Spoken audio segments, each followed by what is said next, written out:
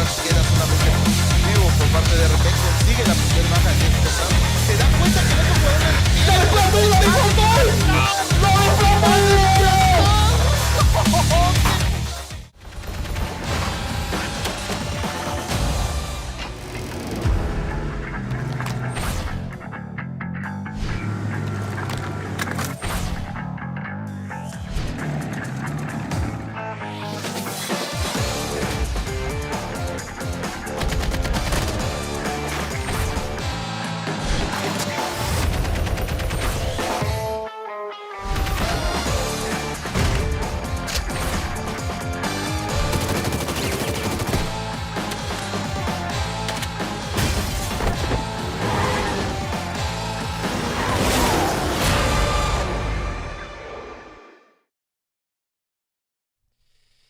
Tell you what, me and Verdict got on. Sorry.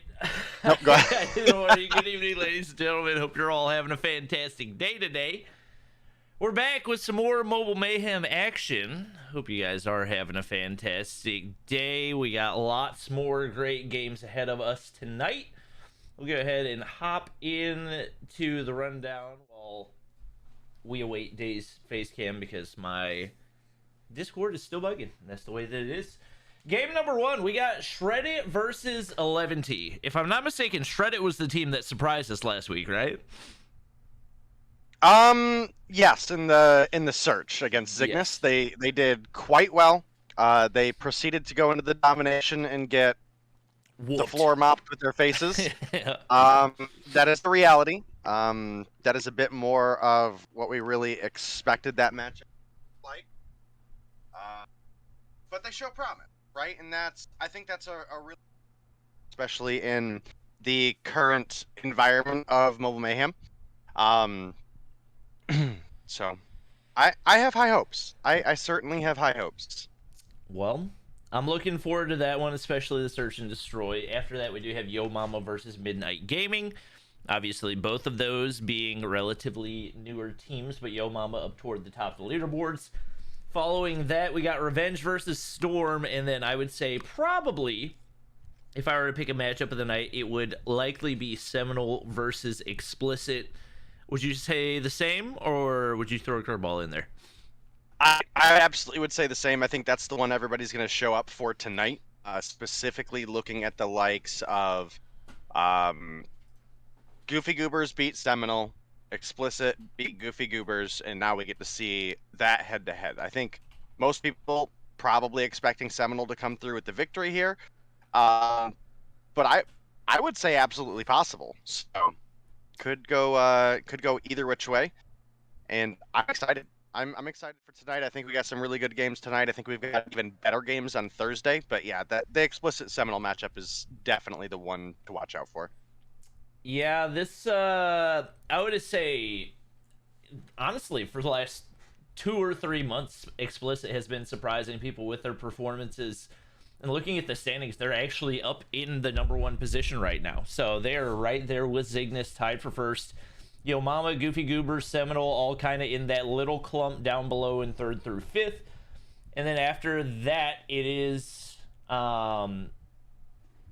I believe 11T, actually a lot lower than we would typically expect for them to see, actually right there next to Midnight Gaming. So Midnight and 11T both looking to prove something tonight. I would say probably the easier matchup would definitely be for 11T, and you'd expect them to secure that 6th spot a little bit more, but who knows? Maybe Midnight Gaming shakes them things up and might cause some issues for the Goofy Goobers. I'm actually on the wrong scene for camera, so you might have something weird for my face for a second. It's gonna have to do. There we go. Alright. Now I can pull all that stuff up in my end. Alright, yeah, so the schedule today, I think there's a hope for this first matchup. I certainly think, again, the more exciting matchup is going to be that Seminal versus Explicit.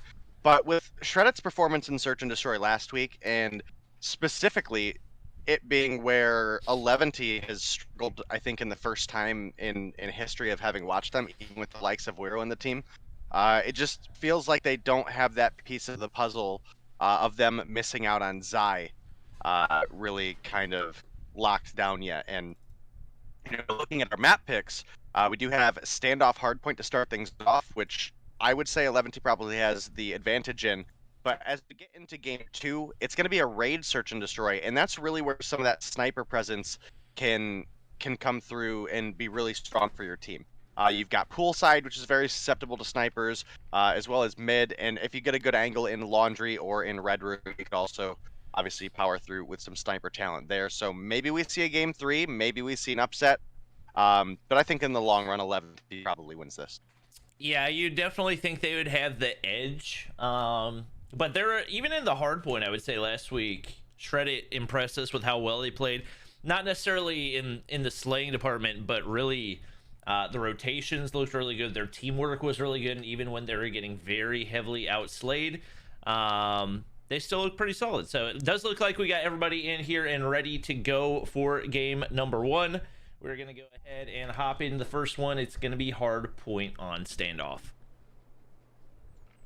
Yeah, definitely should be a good matchup. Again, I think everybody here would agree with me. They're probably leaning on the side of 11T, even if there is a server difference there. Shredit just did not look good in the hard point or in the domination last week. But listen, they looked great in that search and destroy. So I've got high hopes for this team. Maybe they can pull things together, but Raven can open up with the first blood. Now taking some shots from behind. Gets the turn on to Scott. Actually, that kill is going to go to Weru, who picks up a 2-piece in the feed. Yep. Weru tries to hit one top factory right there, but Sim's going to be able to beam him out right there, and it is going to be 11T. Still in control of the point, usually trying to hold things down. He's going to get shut down. Kills going in left and right for Shredit, but that's kind of the way that the hard point rolls. And we actually see Scott pulling out the kilo. Not a gun that I've at least seen so far, but I don't think I've casted since it was introduced into the game. Playing in the Trovo Showdown, definitely felt like it could keep up. Maybe not necessarily with your Type 25s. There are a couple scenarios where it's viable, but definitely a gun that we could potentially see a little bit more. Looking at the scoreboard, it is leaning very heavily in the direction of 11T right now, especially with Raven already at 5-2. Make it 6-2 right there. Going to be able to shut down Scott. Everybody trying to make the push toward gas station. Raven pre-firing away, but there's 3 shredded players pushing on in. They're going to be able to get that cleared away, and now looking to make the break on into the hard point. Slay is going to be the only one remaining. One player pushed up in the top side. Weru bottom side able to find one, make it 2. Nezia hops on down, and that's actually going to be a break, even if only for a moment for Shredit. Yeah, 1 point separates these teams, and we've got a contest on the hill right now, Bobby. Still 30 seconds or so up for grabs, so one of these teams can pull together. They could definitely rack themselves up some time. You can see Naz is pushing up top, looking for Yuhi, but Yuhi with the PPSH can come through with 1. Does get taken down with Slaya. Definitely feeling the loss of quick fix there. That's going to be Shredded. Starting to take a little bit of the lead. You can see Palone is pushed up, does make a break onto the head. Closes in that gap a little bit. Rotating down is going to get taken down by Sins, and now it's 11T largely set up for next, but Yuhi gets taken down and gets an absolute opposite corner spawn. Now looking to rotate over, finds one onto Sins. It's taken down. Palon trying to protect that hard point. He sees players pushing from multiple directions. Doesn't have a whole lot of options. Tries to hop down. Nas is ready. Huge kill going in for Shredder right there. Scott still rocking the kilo. Gonna slide to the outside of the hard point. Gotta keep in mind, mythic gun skins are banned. So that is going to be something that maybe in ranked you'd be normally seeing. But because we do have that in the rule set, we're not gonna see any of the mythic kilo in play. Weru hops on down, finds one. Looking for the break, but there's a death machine on the inside. Slaya not able to get the kill, but teammate finds the trade right there. And man, despite a pretty significant kill deficit, especially when you look at Scott, who's 2-10, you still see the Shredded team doing such a good job of really playing each other's trades, making sure that the rotations are on point. And right now they're looking really, really good as they look to push out for this next rotation. It's 11T with the most players early on the setup, and Yuhi already on 11 with the PPSH in hand. They've got a big opportunity to close this gap. I will say during EU earlier, I wouldn't say we saw a lot of Kilo, but we did see it. Obviously, there was a lot of Type 25 in the mix too. I mean, that's a no-brainer, but I definitely think the Kilo is something that a lot of players are experimenting with. It's a solid gun. The PPSH to me is a little bit of an interesting spot because I use the gun and I think this thing beams like absolute crazy, especially in these close gunfights. Path doesn't seem to think it's as strong. He was actually looking at the CBR being overall stronger than the PPSH and the magazine size not being a big enough advantage to make a difference. So interesting to see. I was thinking about that during the Trovo showdown, and I think there's a lot of times throughout the history of COD Mobile where there's been guns that the gun experts have been like, yeah, this is the go-to gun, and it never makes its way into the pro meta. The CBR, I think, is a great example of that, where if you look at the numbers, it seems like it should be amazing, but we went in the Trovo showdown, and I think we were like 8 rounds through the Trovo showdown before it finally got banned because nobody was using it, because one of those guns that, yeah, on paper it looks amazing, but it just doesn't play the same. So I definitely feel like the PPSH is up there, and I think we'll start to see more players use it, especially as we get a more specialized meta, and I think it fits the SMG primary role a lot better than the Type 25 does, and I think especially for entry slayers it can be great. But getting back to the actual game, it is still shredded, holding on to this lead right now, contesting on the hard point. Scott looking to make a push on the backside, hasn't been able to really find a whole lot of momentum so far, only 6 kills to his name, but still soaking up that objective time, able to find one there onto Raven as well. You can see the shredded team still building on the lead. Yeah, they're in a great spot right now. They're up about 40 points as this hill comes to an end. And as we look over at the P2 rotation, we do have 11T set up, so we'll have to see if they can pull through together and get a hold. Like I said, this team just has not felt as organized without Zai, so that's definitely a huge factor here. I think one of the big ones to look out for is Weiru's performance in this game. Right now, he is actually, you know, keeping up, doing well with the team, 16 and 15. He's positive, as is everybody else on the team. So kind of interesting to see shredit with the lead that they have. But typically speaking, if Weiru has a good hard point, he's ready to rock and roll for search and destroy. So that could be a good sign at least for the side of 11T. But shredit maintaining this lead right now, sitting up 40 points. They're getting some good contest time on the hill right now. They take down Weiru and they get the retake. Yep, Scott's actually going to switch from the Kilo on over to the M13, which I would say is a little bit more reliable of an option, especially as far as long-range weapons go. Yes, the Type 25 is great for the close to mid, but not going to be as reliable for some of those longer angles, and that's really where I would say the M13 is probably the next best option. Slaya pulls out the death machine right there. Hopping on up, looking to find the break right here. It looks like they're going to be able to do it again, so even in these situations where shredit doesn't have the early rotations, the teamwork's there. They're finding each other's trades, and their map control especially looks really solid at every point that we've looked at so far. 11T just hasn't been able to poke a hole in it, and they are beaming across the map. Nas calling in a lightning strike right there. 19 here for Slaya, and it's really kind of lopsided when you look at it. I think we had one player that was going significantly negative for shredit, but now it's only Scott who's minus 11. Everybody else is +5 or better with the exception of Nas, and right now they are just heavily outslaying 11D, which wasn't really the case at the beginning of the game. Yeah, and they are storming away with a win here, and I feel bad for not saving that pun for maybe a storm game, but you know, it is what it is. And now as the P3 hill rotation ends, we are going to be heading on over to P4, where 11T once again are set up in a prime position. And this can be one of the more difficult hard points in the game to break. So if 11T are able to get a hold here, they're not necessarily back in the winner's circuit, but they can close the gap close enough to be within another hill of tying things up. So if 11T are going to pull through the win here, it's got to start on this hill. Yeah, we see a lot of operators come out there for as sorry. We see a lot of operators come out there for 11D as well, and I feel like the pacing of operators is another thing that you got to pay close attention to, and especially in the way that a lot of these top teams play. I think that was 3 or 4 operators coming out for 11D, which, yes, allows you to get the break, allows you to maintain this hardpoint control, but you can only give up 34 points to this shredded team, and you can't really afford to have that little bottleneck that you're going to get as a result of giving up all of that operator control. That's going to open up options for shredded to just get a quick break, get those 34 seconds, and end the game. Would have liked to see them play that maybe a little bit smarter and try to get more value out of it. We do get the Pred missile on the way into the hard point. Dietrich going to be able to find Slayer right there. Nas got a cluster strike to work with, and you would think more than likely this is going to allow them to seal the deal. Calls in the cluster strike on the hard point. Dietrich's in the top side trying to get things cleared out, and they're able to clear off the hard point, but not going to be able to hop on because that cluster strike's called in.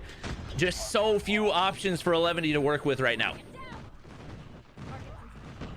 Yeah, you're absolutely right. And honestly, this is still a very, very close game. I mean, off of that P4 hold by 11T, and now with a big break onto this P1, they've got some streaks rolling, they've got some operators rolling, they're starting to gather some time. They're still in a really rough position where they can't afford to give up anything to their opponents, who are only 21 points away, but denied enough time that shredit can't win here, and a good P2 for 11T gets them right back in the game.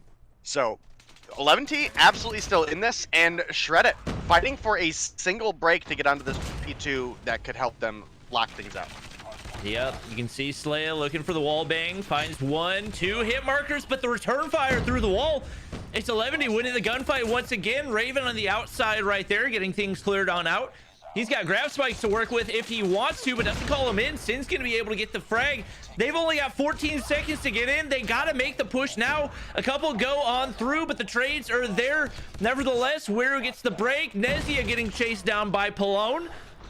Only 8 seconds to work with. The player in the top side able to get the contest, but he's shut down as well, and that should be enough for shredit. No!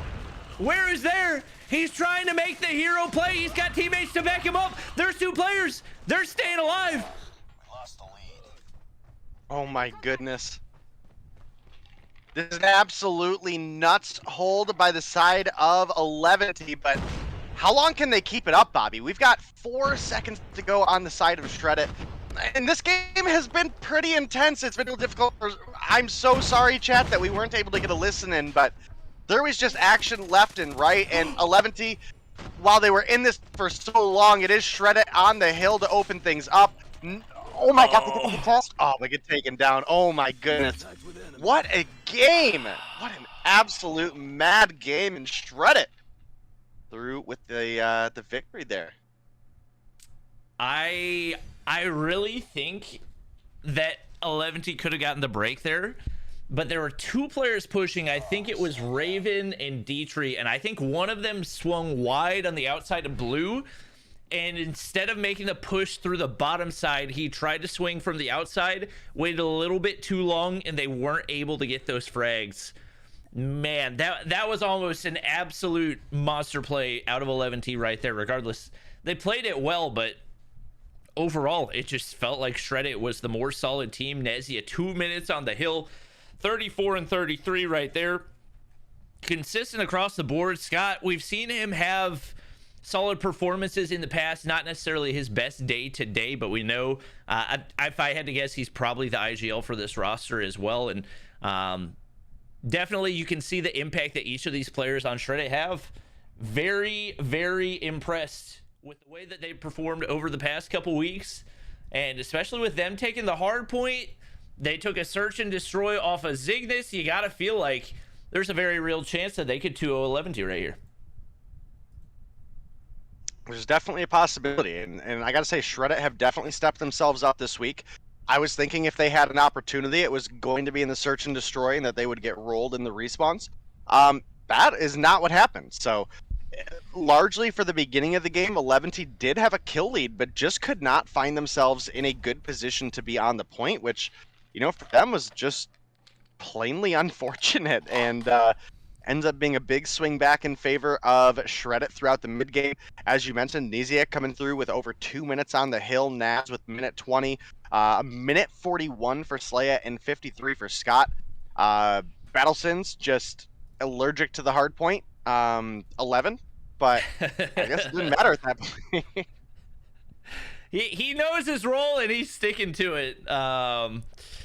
We'll see if that momentum carries through to the search and destroy. Like you mentioned, raid, lots of long angles, and 11T has absolutely felt the absence of their main sniper in Zai. We've seen some players try to fill it, but just not quite able to have the same impact. Who's our go-to snipers for shredit? That's a good question. I feel like they switch, not necessarily regularly, but I feel like we've seen all of them snipe at different points. I think most recently, if I'm remembering correctly, it's been Scott and Naz. But I think we've also seen Nizia snipe a little bit as well. So okay. All right. Well, they looked really good in the search and destroy last week. I think we got everybody readied up, so we should be good to go for game number 2. But definitely, I'm not sure you can necessarily call it an upset, but coming into this, 11T has always been one of those top teams in Mobile Mayhem, and Shredit has been trying for a long time to find that right roster that allows them to push through to the top. It looks like right now they have a very real chance of moving into that 6th place spot, especially with how 11T is struggling, and given that they're only separated by 5 points. Big opportunity right here if they can close this out in a 2-0. Yeah, definitely could be a great position for them to be in. As soon as our admins wake up, we'll get you guys into the action. It's pretty late for Rollbot, so listen, I understand, but yeah, we'll hopefully be getting in here soon. Again, Shredit were able to upset Zygnus in the search and destroy last week, and they certainly didn't put up that big of a fire in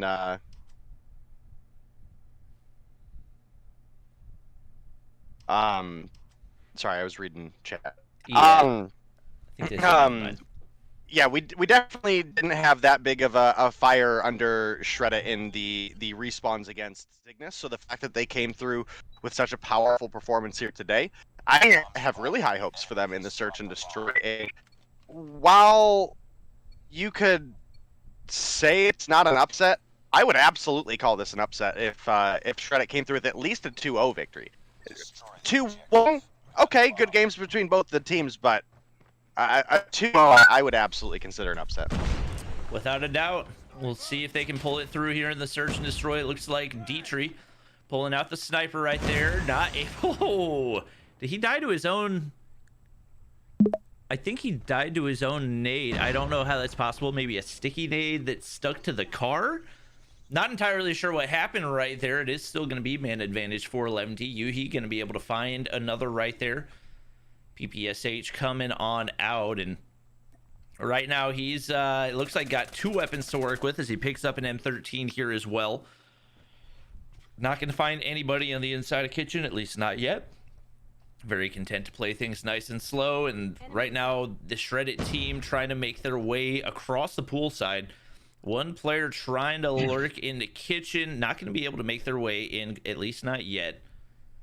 It is going to be Scott sitting at bottom of mid steps, and right now they're just hoping for somebody from 11D to make a mistake.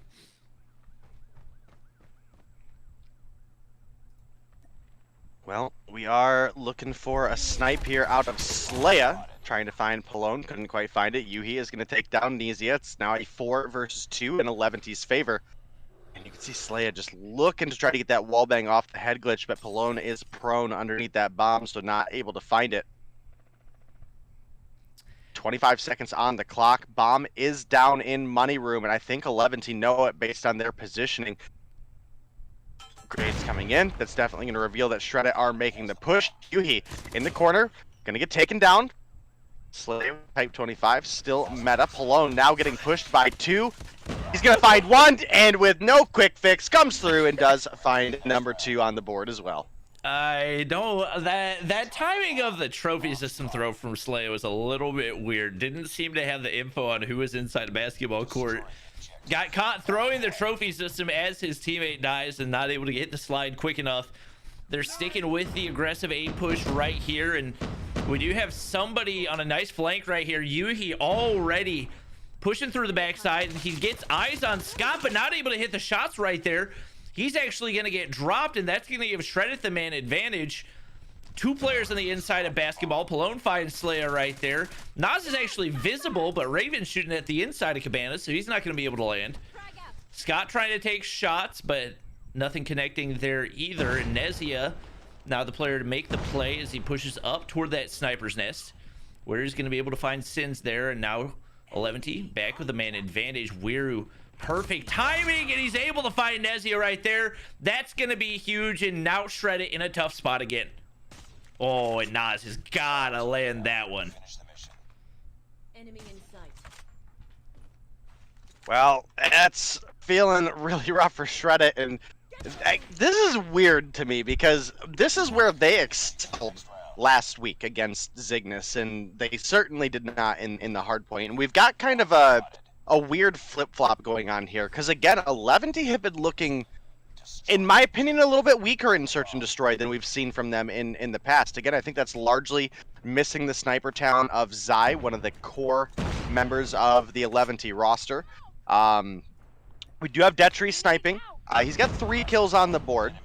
But I think Palone is maybe not slaying out as much as we're used to seeing him for this squad. So,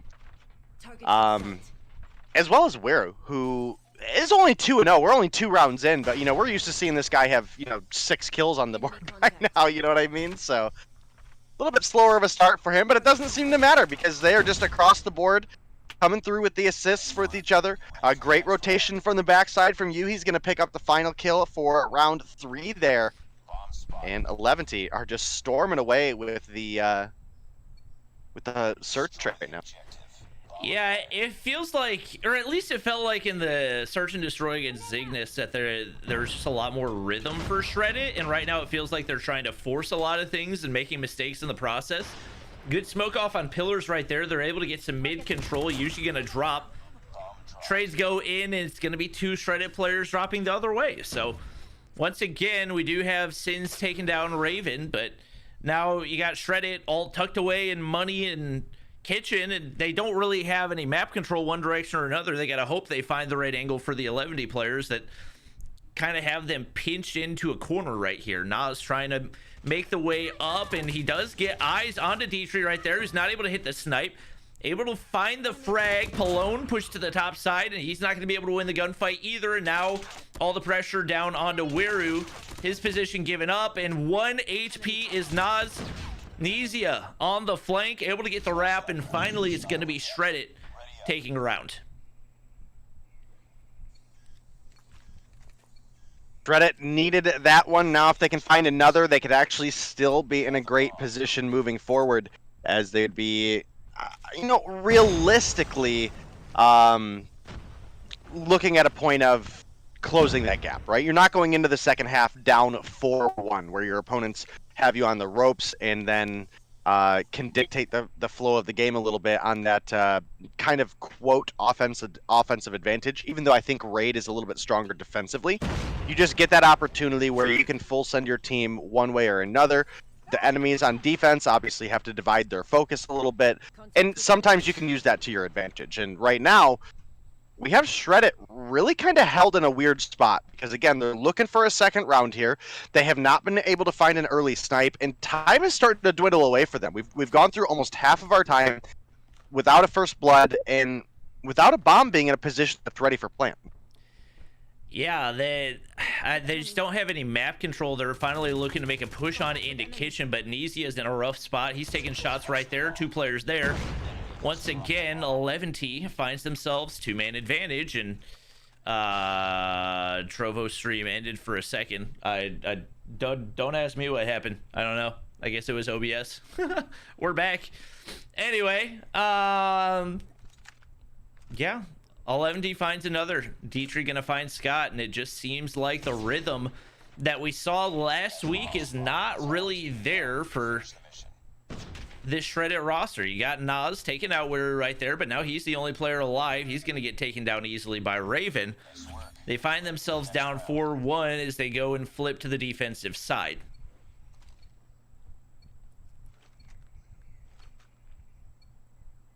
Well, again, this is the position you did not want to be in if you are shredded, especially with an 11T roster that is looking so on fire in search right now. Looking at the scoreboard, we've got 5 for Detri, 5 for Raven, 5 for Yuhi, 4 for Palone, and 3 for Wiru. We've got 3 breadsticks on the side of shredded right now. Nizia, Scott, and Slaya, who 2 of which are going to fall here as well. Now it's up to Naz, Sins, and Scott to clutch up the 3v5 to keep the side of shredded in this game, because right now 11T are looking to be on match point. Yuhi's going to get a free kill onto Naz, and I just don't think this is shredded's game. Oh my goodness. Yeah, it just feels like the confidence is not there, especially when they were against Zygnus last week. It felt like they had all the confidence in the world, and the shots, I think you especially got to look at the snipers just not really landing right now. Like you said, 3 breadsticks, that's just 1 breadstick's usually not going to make a cut, let alone 3. Nizia might be able to find some timing here onto D-Tree, but Smoke's going to go across, and it's not going to land either. We actually saw D-Tree trying to land that crazy, bizarre kitchen wallbang from bottom poolside that I saw from Space on Twitter. Takes out the trophy systems right there. It's a man down for each team. Scott finally going to be able to find Raven right there and able to avoid the breadstick, as is Nizia, but they still got a lot of work to do if they want this to be a remotely close game.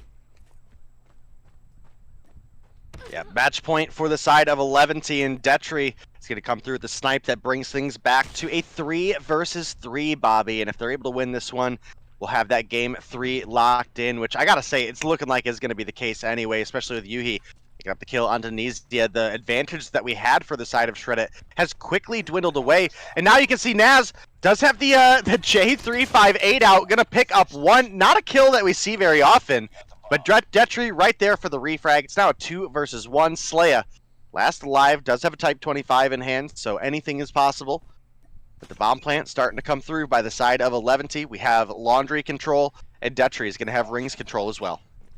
Yep, Slaya looking to make the push through red right here. Detri should have the angle, doesn't have the timing. Slaya might want to challenge right here as Detri unpeaks for a second, but Jiggle Peak's going to give him the information right there. Now going to be forced to try to make the push through Red Room this time, and Detri shouldn't have the angle, at least from the bottom side. Does from the top side. A couple shots go through. Neither player able to get the kill shot. Slaya nearly had it right there, but Detri, the quick scope on point. And 11T with a convincing win there in the search and destroy, and a much needed one. Yeah, much needed to say the least. You know, we're getting to see that game 3. Can 11T come through with the reverse sweep, or is that going to be an opportunity for Shredit to show that they've been practicing their respawns?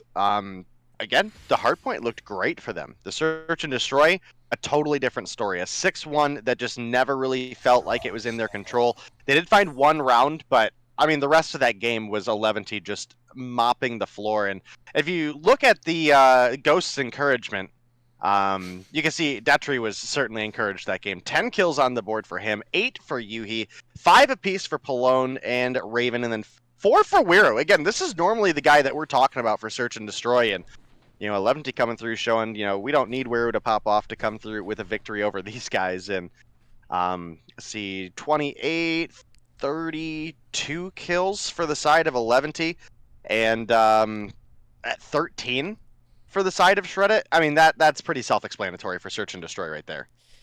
Yeah, and if you're 11, you got to be happy that you have somebody in the sniper role top fragging for your team. That's a really good sign, especially given the struggles that you've seen with the absence of Zai. For Detri to be able to come in and have that big of an impact in the search and destroy is a really good sign for them, and hopefully a chance for them to also come through here in the domination. The teamwork, I will say, was lacking in the hard point, but maybe a little bit of momentum swing in the search and destroy to give them a shot here in the domination as we get ready to hop into firing range. I would really at this point say this is anyone's game. That is not really the shredit team that we've been used to seeing over the past couple of weeks. I would say if anything, even when they weren't winning the gunfights, for the most part they seemed pretty confident and just didn't really feel it there in the search and destroy. We'll see if they can turn things around and bring it here in the dom. It's definitely a tall ask, but we'll see. Again, I think 11T by all means should have won the hard point, but hey, shredit showed up and we're the better team today, and that's ultimately that's a giant factor. But right now we are just waiting for this next game to start up. We'll get you guys into that domination here shortly. It is going to be, I believe, a firing range. Yeah, firing range dom. For anybody that is curious, who maybe missed the map pick since this is the first series, maybe people joined a little bit late. We did have shredit with a ban on search and destroy crossfire, and 11T with a ban on hardpoint crossfire. So neither of these teams wanted to play crossfire to any degree today. Yeah, can't really say that I blame them. So Hey, look, I don't either, bud. I believe we do have everybody ready to go. We should be good to start momentarily. I think. Yeah. I think admins are ready to go as well, so we should be good to hop in to map 3. It is Call of Duty Type 25. Let's hop into the dome. Well, again, we have seen a couple players at least mixing it up a little bit. We've seen some Kilo, we've seen some PPSH, and every once in a while we see a P90, but very, very rarely. I think we've seen some M13, but honestly, people end up switching off it for the type anyway. So as we get into the game here, it'll be first blood going over to Wero. Blown able to find the trade right there, actually make it a 2-piece for him. That's going to be big. It's the push for trailer control right now as both sides try to take that top side from their spawn. Raven's still trying to find that first frag, not able to find it yet.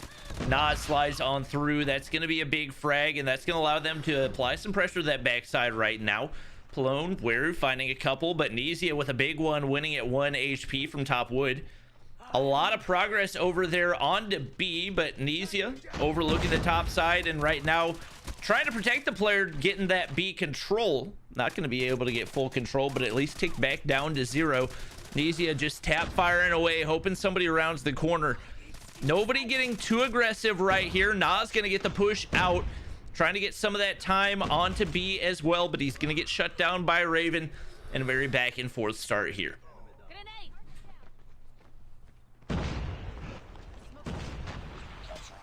Yep, the A and C cap come through respectively, but it's a large 11T presence on the B flag, and they're going to get it here very, very early on in the round, and going to be starting to grow themselves a little bit of a lead. And I got to tell you, I love these longer doms because we have seen several times the second half comeback happen with just needing a little bit more points. In fact, earlier in Europe, we had a domination that, we had an underdog team that, if we would have cut things off at 75, would have had like a 35-point lead going into the second half. Probably would have won the game off of that, but ended up seeing a pretty big comeback by Nova, and I'm always here for comeback season. Comeback season is exciting. Yep, we got a whole lot of trades going on right now. It is so difficult to follow anybody because every time I switch to somebody, they immediately die. Nobody playing for streaks. It's all panic play for the B control. Slay is shut down just before he's able to get it. Scott sending out the nade right there, trying to combat those two players. That's a huge double kill. That could be a triple cap going in for shredit right here. They don't get B. They get the AC split, and a whole lot of progress onto B as well. It does look like more than likely we will see an 11T cap over onto C, and Scott's timing just barely off for the clear onto C. Destry from American going to be able to hit a beam right there. It is going to be Shredit in control of AB for the time being. Nezia actually pulling out the Purifier. That kind of buff in the recent season, so likely to see that more and more in competitive, especially in some closer range situations. Nezia not going to be able to find the second, but rounds the corner with a Type 25, and now Shredit starting to build on this lead. Well, Shredit maintaining B control right now, but it is about half progress for the side of 11. What just happened to Sins? I'm very confused. I think he shot a gravity vortex at a trophy system. So, he doesn't have a gravity vortex. Oh, well then I don't know. Yeah, he's got a Sparrow charged and ready to go. I think that was his teammate's gravity vortex. Oh. And it was his there. Teammate shot a gravity vortex. Oh, the second shot. Yeah, oh, maybe that was it. A second shot. Yep. Interesting. I think that's the first time I've maybe seen that interaction. But it says he killed himself. Wait, I'm just so confused. I'm gonna have to watch that back. Sense. Yeah. I'm gonna have to watch that back because that was weird. That was really weird to me. But man, what shouldn't be weird after the performance they had against Zygnus last week is Shredit actually coming through with a strong performance here, crossing into that 90-point mark. They've been able to maintain this B flag as well. Raven was jumping down to put his body on it. Yuhi is able to get his there. The B does come through. The BC in favor of 11, but too much ground to recover. They can narrow the gap a little bit in the first half here, but my game is freaking right now. I literally just watched Sins kill Yuhi and Wiru with a Type 25, and it's saying that he got Sparrow kills. I'm lost. My client is freaking out right now, Bobby. I don't know what to tell you. Detry with I mean, that is just a massive waste of a gravity vortex. And mistakes like that, especially when you're up against a team like Shredit, you just can't afford to make. That's one they could definitely come back to bite them, as obviously that's going to take a while to recharge. Now, Gravity Vortex, one of the quicker recharging ones, but the way you use those operators just so crucial, especially in games like this where it's super back and forth on that B control. One operator can be the difference. And ooh, the clear off of A. Scott makes a huge play right there. There are no home flags right now for 11, and he's looking to push the spawn trap. Doesn't see Weird pushing from the backside. Teammate not going to be able to get the trade. They're not going to be able to get A control, and it's actually 11 getting C right here. So it actually kind of flips on its head, and very back and forth off the start. We do see A go in, and a lot of progress for Shredit as well, but they need to get power position to clear off of B here as well. Yeah, you're absolutely right, and Shredit could be looking for the game 3 win here if they're able to get any sort of B flag lockdown early on. It is going to be incredibly difficult for them to pull back together, but they could absolutely do it. And well, with the B cap coming through, you can now see 11 have pushed on up and are looking for some progress of their own. Sins comes through the smoke expecting to kill one person, and an entire team is literally waiting on the other side. And that's an uncomfortable position to be in for sure. Wiru, Annihilator in hand, looking to get C control right here. Scott shut down, and Wiru's sitting on full streaks right now. He's got a cluster, lightning, and pred missile ready to go. Nearly on 30 kills already. He gets shut down. An unfortunate spawn for Nas, but they're going to be able to get C anyway. Pred missile goes through onto A right there, trying to prevent that progress from taking back down. Looking to call in another one of those streaks as the lightning strike goes on down. Finds one, make it 2 kills right there as well.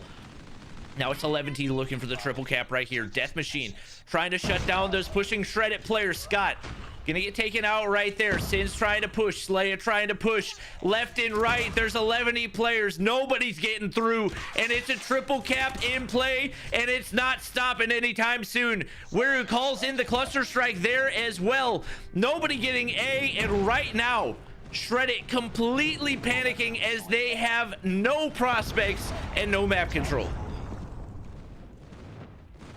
Yeah, very rough position to be in if you are already so close to triple cap territory. And streaks are coming in for 11. They have positioning advantage. They have trailer control.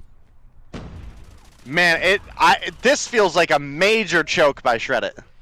Yeah, there's a whole lot of things that need to go right for them if they're going to be able to win. Trailer control's one of them. Big plays for Scott, but can't make it 3. That could have been a game changer had he made it happen. Nas on the bottom side wins a big gunfight there as well. Nobody up in tower, but they don't have time to wait. They've got to make a push, and they got to do it soon. They're in triple cap territory right now, and they need this B control. Pallone shut down. Where's in the top side of Tin? He's going to be able to find the frag. Nobody really anywhere close to the opposing flags right now for shredit, and time continues to tick. Slaya trying to get the solo cap, but it's not going to happen. Sparrow out of trailer, and that might seal the deal right there. Sins trying to find something. The smokes go out, but there's too little time. You need even the triple cap. I don't think is going to be enough to win it for shredit right here. And what a second half out of 11T. They come storming back. 193 points and probably well over a 1-minute triple cap will allow them to secure the win following the loss in hardpoint. And absolutely massive for them, especially as far as Mobile Mayhem standings go. Yeah, that was pain and suffering to watch for shredit. And, you know, obviously, as we mentioned, even if a triple cap were to come in, time is a factor at this point. 10 seconds to go. Doesn't matter. Triple cap doesn't come through anyway. And look, this is exactly what I was talking about earlier with the matchup in Europe for Nova. It can go either which way very, very quickly. And sure enough, coming through with a great win. 11T, just dominant. For people whose streams are lagging, try turning off low latency because I have not dropped any frames. So, not really sure why. Anyways, what a game out of Wiru, especially right there. 45-25. My man went absolutely ham. Pallone with a phenomenal performance as well at 38-22. And I mean, it felt pretty lopsided at the half, and then after the half, it just felt like we saw a completely different team for 11T. Especially once you get a team spawn trapped coming up from firing range and the triple cap in play. There was nothing shredit could do out of that for a solid 90 seconds, I would say. And that completely flipped the game on its head. And that, once again, just absolutely huge for them, especially as far as Mobile Mayhem standings go. Yeah, I did accidentally leave the end screen there before I got to fully break down some of the numbers. So I'm going to try to catch it back on the stream. But Wiro coming through with 45, a huge factor on why 11T was able to come through with that triple cap. I mean, he was absolutely filling up the feed over at the tunnel by C. And they honestly had shredit spawn trapped for a long time there and couldn't... They did not allow shredit to make a break, and you know that's why we saw such a sizable comeback after what was looking like a great shredit game. Shredit played great all series long. I gotta say I was definitely impressed with their performance here today, especially following up a great series against Zygnus last week. Maybe shredit should be taken a little bit more seriously by some of these teams. All right, well, that's gonna wrap up match number 1. Coming up in our next match, it is going to be Yo Mama versus Midnight Gaming. Midnight Gaming right there, kind of alongside, if we look at the standings, alongside the likes of shredit, the likes of 11T, or at least 11T prior to that win. Interesting to think what that could have meant for the standings if shredit had gotten the 2-0, but just did not have that confidence in the search and destroy and didn't have the confidence in the second half of the domination. 11D capitalized, and now they're sitting pretty evenly in that 6th place spot for Midnight to come through right here. They would need a 2-0 up against Yo Mama, who has looked very, very solid throughout the season. If they're going to be able to find a way to get the dub, what does it need to be? For who now? For Midnight. Oh, for Midnight? Yikes, that's a tough matchup. That's going to be one of the more difficult matchups for them because I feel like they're a team that has a bunch of slayers and they come through with some strong performances, but they don't seem to work very well together. I would say largely a lot of the listen-ins we can hear a lot of frustration, even in games they're winning. You can definitely hear a lot of frustration, maybe some mixed communication. I've kind of been one to point out that it doesn't seem like they actually have an IGL, like someone that the team can really rally behind and listen to. And it seems like anytime someone wants to try, you have just this other giant ego that like clashes. And I feel like that's probably their weakest point because again, they have really strong slayers, but when you go up against a team like Yo Mama, who this is a tight knit group of players that they've been playing together with each other for a long time. They have a solid degree of synergy coming through. They have a really strong coaching lineup of Zim. They're not going to have those same struggles as Midnight does, and they're a team that absolutely brings the Slayers to the game as well. So if it's a battle of Slayers versus Slayers and one of those Slayer teams has better strategy, 9 times out of 10, that better strategy is going to win. Yep. We'll see if Midnight can flip things around and find a way to get the win.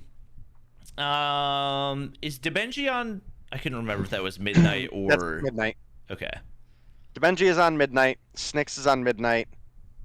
Deanna Bella is... That's Teabag for Yo Mama. Teabag on Yo Mama, yeah. Yeah, so this will be a really interesting matchup on that front as well. So the couple finally faces off head to head. Oh, I didn't even think about that. Okay. Mm-hmm. Wow. This is really the matchup of the century, Chad? This could make or break a relationship. Find out in today's episode of Mobile Mayhem. We've got players funneling on in, and this should definitely be a good one. I'm interested to see what the lineup for Yo Mama looks like off the rip, because their current roster looks like Space, Wally, Solar, Teabag, aka Deanna Bella, Raballo, Forsaken, and Pengi, actually. So that's definitely interesting. It does look like we do have all the players in the lobby now. It's Space, Raballo, Wally, Forsaken, and Deanna Bella for the side of Yo Mama. And for the side of Midnight, we have Dios, Kane, Snicks, Annabella, and JPMB. So. All right. Just waiting for one player to rejoin for Yo Mama, and we'll be good to go. Taking a look at the maps and bans one more time. We do have bans on Hardpoint, Hackney Yard for Yo Mama, and Search and Destroy on Crossfire for Midnight Gaming. It's going to leave us with Summit Hardpoint for Game 1, Standoff S&D for Game 2. If we go to a Game 3, it will be Takeoff Domination. That's always a very chaotic one, so it should be fun to watch if we go there. I'm leaning pretty heavily the way of Yo Mama. If I had to guess, probably a 2-0 for them, but Midnight has shown flashes of greatness. They definitely have an opportunity to prove themselves right here. Yeah, I would absolutely agree with you on that one. And again, it's going to be an uphill battle for them for sure. Anytime you have, again, 2 teams of Slayers going against each other, and one of them is a really well formulated and organized team, and the other is not.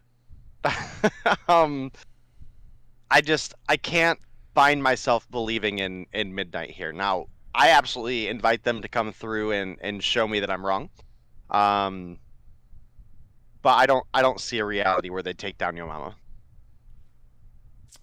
All right. Well, we almost have everybody ready up, so we should be good to go in a second here. We do have 2 more matchups tonight as well, so make sure to stick around after this one, but I think we're all good to go, hopping into game number 1 of match 2.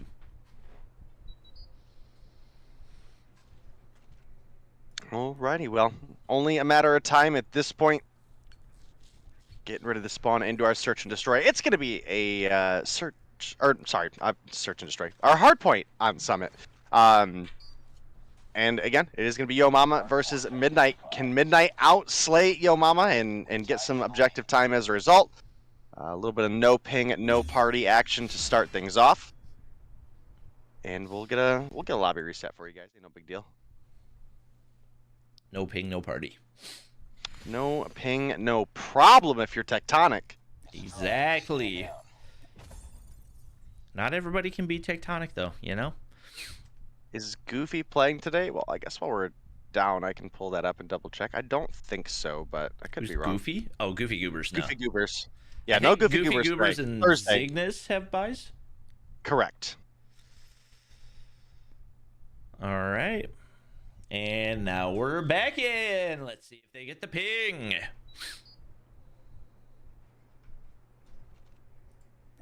I doubt it was honestly a ping issue. It was probably someone loaded in and noticed something was wrong. Maybe Is your they needed username to... Dagaboo? Yes. Yeah, that's funny. Yeah, we changed that during Mobile Mayhem of Girls last season. So That's funny. All right, I like that. Well, I thought so. Yo Mama pushing bottom side right here. I think Forsaken might have been hit by his own concussion nade right there, but gonna be able to find the frag anyway. There's a whole lot of red in the feed right now and a whole lot of weak players trying to make a push from green right here. Shutdowns left and right. A whole lot of weak players, Bobby says. My goodness. No. Like, Listen. they took a lot of shots. They took a lot of shots. Yeah. Listen, Chad, if you're a weak player and you want to step your game up, you buy the Bobby bundle, okay? That is what you do. It looked like DaBenji might have been disconnected for a second right there. Made her way back into the game and immediately shut down. It's going to be Teabag trying to peek the outside right there. Teammate there for the trade. Roballo now sitting on 5 and 2. Forsaken on 7 and 2. And Midnight Gaming have a really tough time trying to find some frags right here, with the exception of Kane, who's actually at 6 and 3. Well, a 40-point lead for the side of Yo Mama right now. Kane, the only one fragging out on the side of Midnight. We look over at the opposition. Space 3-0, low kills, but hasn't died. You've got Roballo and Forsaken at 8, Wally and Teabag at 4 and 5 respectively. Snicks coming through with a double kill there is going to put him up to 6 as well. And it looks like we might potentially get a break here.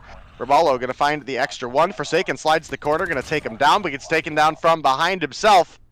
And that's at least slight break for the side of Midnight. Not really occupying the hill to get any time, but they do, I would have said currently maintain spawns for P3, but even with JPMB anchored all the way in the back, I don't know how to explain why Midnight spawned P4 there, but they did. Well, regardless, it is going to be Yo Mama now holding down spawns and holding down the hard point. Wally finds one. We saw Space play so passive through the first, 100 seconds of the game to get 3 kills and die off of that 3-kill streak, so he's not going to have anything to work with right there. Roballo, Death Machine from behind, and somehow it flips the other way, and now it's going to be Midnight Gaming who gets gifted spawns right here. At least they were for a second. Spawn's immediately going to flip back, and Wally trying to get the double kill, but obviously top control is not going to be a possible angle. It's actually got a care package to work with. Not going to be able to call that one in, but it's Roballo pushing down now. 16 already, having himself a game at over double positive and looking to get the early pressure onto P4. Yeah, looking to be the case right now. Obviously, it's not going to be a easy one no matter which way you look at it, especially with Yo Mama storming away with a 70-point lead and now looking to rotate over for spawns. Unfortunately for Teabag, he's going to spawn out P3. Might get a rotation behind the enemy, so it might not be a total loss. definitely going to get the call out, but it looks like Midnight have so far won the fights on this hill. They're going to get themselves a great position for P4. We're going to have to see where Snicks gets the respawn at. The anchor is good, and now there it is, spawning out, and that's going to be a retake from Yo Mama. And for those of you who are wondering how our Mobile Mayhem E-Date is going, taking a look at Deanna Bella. Outslaying his girlfriend right now. He's sitting on 15 and 12. Debenji not having quite as much success, sitting at 6 and 14. Gonna need to pick that up to help her team get back into things, but for the time being, we do still have this Midnight Gaming team holding down the hard point, and Deanna Bella gonna be able to push through that backside, applying pressure right there, trying to get the break. Snicks doesn't seem to be aware, but Deanna Bella is actually looking to back up, and I don't know if maintain spawns or something else. Boxing gloves should have been an easy kill, but doesn't have the read. Gets the kill anyway right there, and not really worth it in regards to the amount of time that they get. But now the push from the bottom side going on through. It must not actually be cooking this nade, because it would have exploded on him by then. Absolute beams, and a little couple rivalry right there. Deanna Bella gets the better.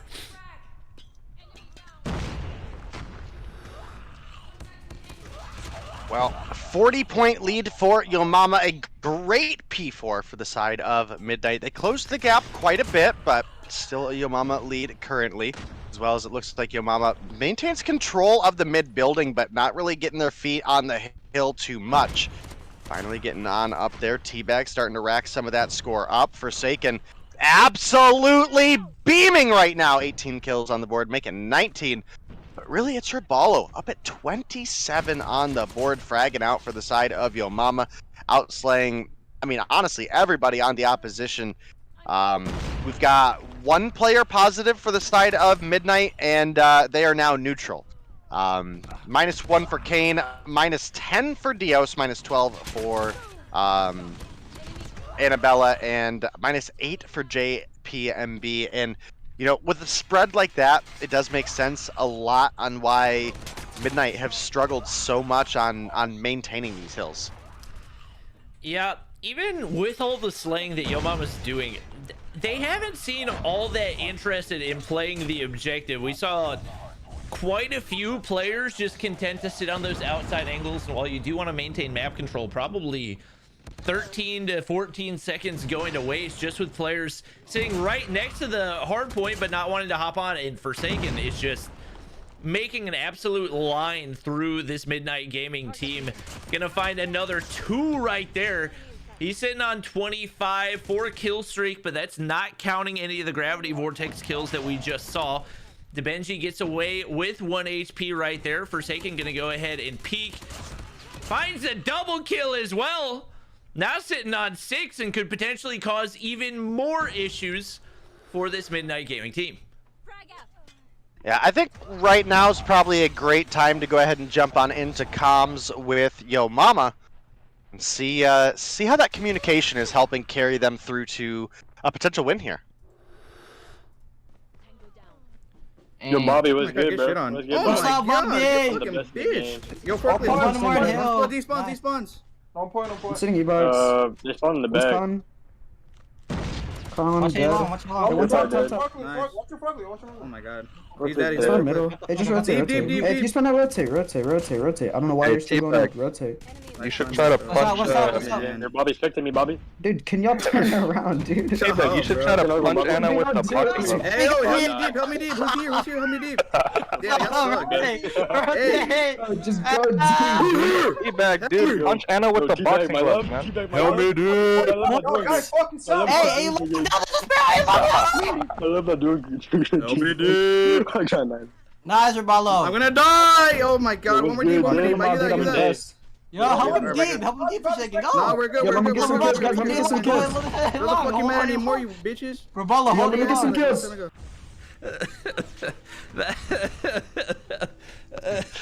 That was Wow. that was the least educational listening I have ever heard. That was the comms of a team that absolutely does not respect the opposition, if I have ever heard it. Wow. Did you hear Zim chime in for Teabag to punch Annabella with the boxing glove. Oh, pain and suffering. I mean, if nothing else, those guys are just having a good old time with what they're doing right here. It is Midnight Gaming holding down the hard point, but about a 90-point lead right here, and with the way the comms are going, it sounds like they're pretty confident that they can close this one out. Teabag versus Annabella, 36 and 22 versus 14 and 32. I think Teabag getting the better of her in this matchup. We'll see if she can bounce back in the search and destroys. It looks like, I don't know how Wally was able to stay alive that long. It looks like more than likely Yo Mama pretty close to closing this one out, but Midnight still in control of the hardpoint. Yeah, Midnight looking to close the gap a little bit here. Listen, I don't want to say Yo Mama's trolling, but again, you could definitely tell in the comms they are not taking this seriously. They don't really have any fear in losing this matchup. It feels like they're kind of, I guess what's the term, playing with their food right now. You know, that's just the vibe I got out of that listening. So I don't know if you want to, but if you do, we could jump in and maybe try to get a listen in with Midnight and see how things are going over there. Again, I think it'll be very different comms, and I think that'll probably reveal some of the struggles that Midnight have during this series. All right, sounds good. Point. This is. Got one. Third for next. There's two computers. Watch your con if you can. There's a cluster ball. ABC is buggy. The hell? Green. One top. There's two top right now. Be ready. Push. They got a sparrow. One. In the corner. Top. Ah, fuck. Shit. It's No. One top. okay. I did so shit, dude. Jump me down. Don't so. He knows exactly where. Well, the comms for Midnight not quite as energetic as they were for Yo Mama, and that's just typically what happens in a loss. But we'll see if they can bounce back here as they get ready to hop into the S&D. Yeah, we'll have to see. I think I stuck around for a couple seconds longer than you, and it was a little bit funny because definitely heard Annabella talking about how Teabag knows everywhere she plays, all the angles she likes to play.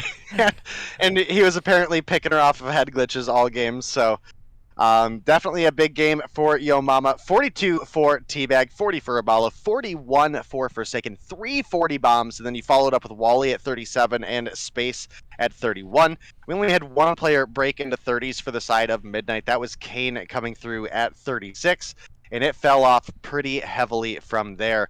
And, you know, again, we did jump in a little bit late, you know, towards the end, and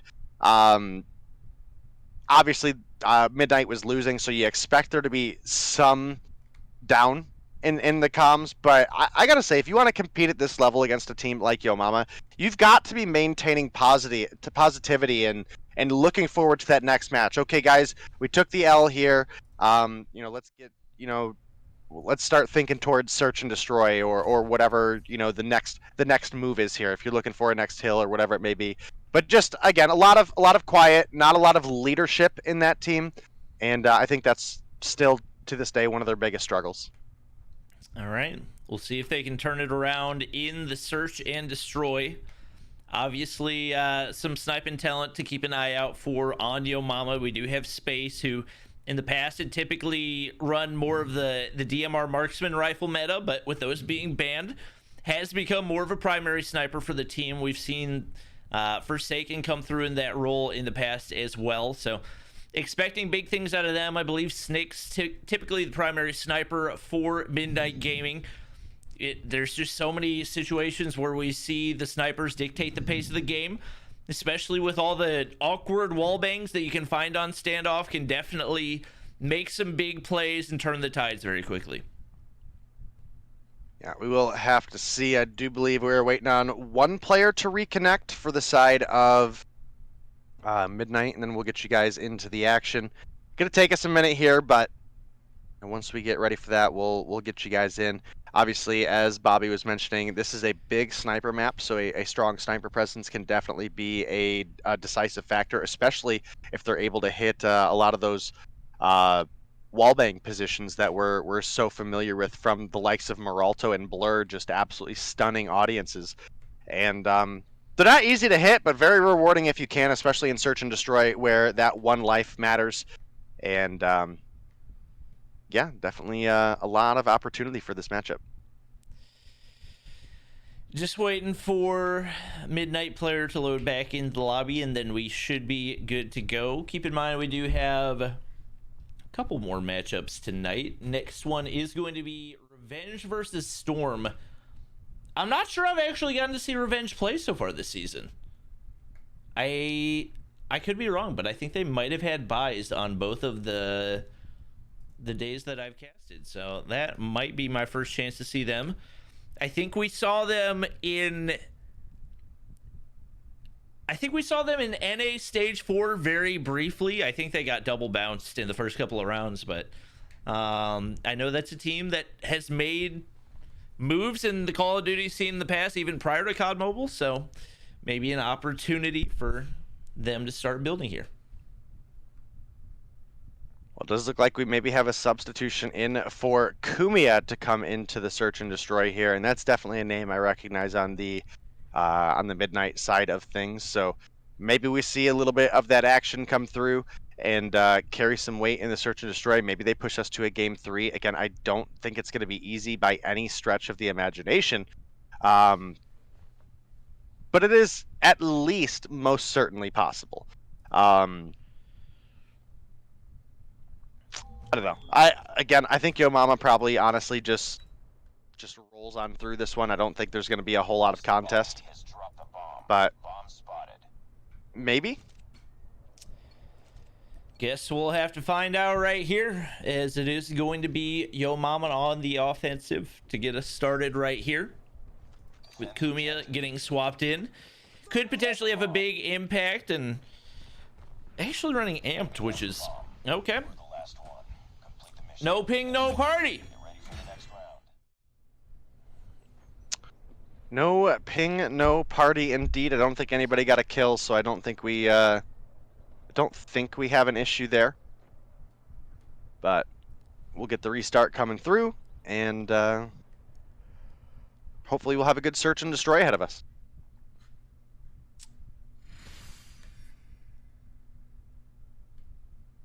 Kane MVP as Midnight win the Search. Discord, just FYI. Spicy. That's interesting. Spicy. We might have an S&D listening for you guys. Ooh. Okay, listen, Ronan, I don't know if there's any exclusive strats coming. I think they're gonna troll. A lot of trash talk.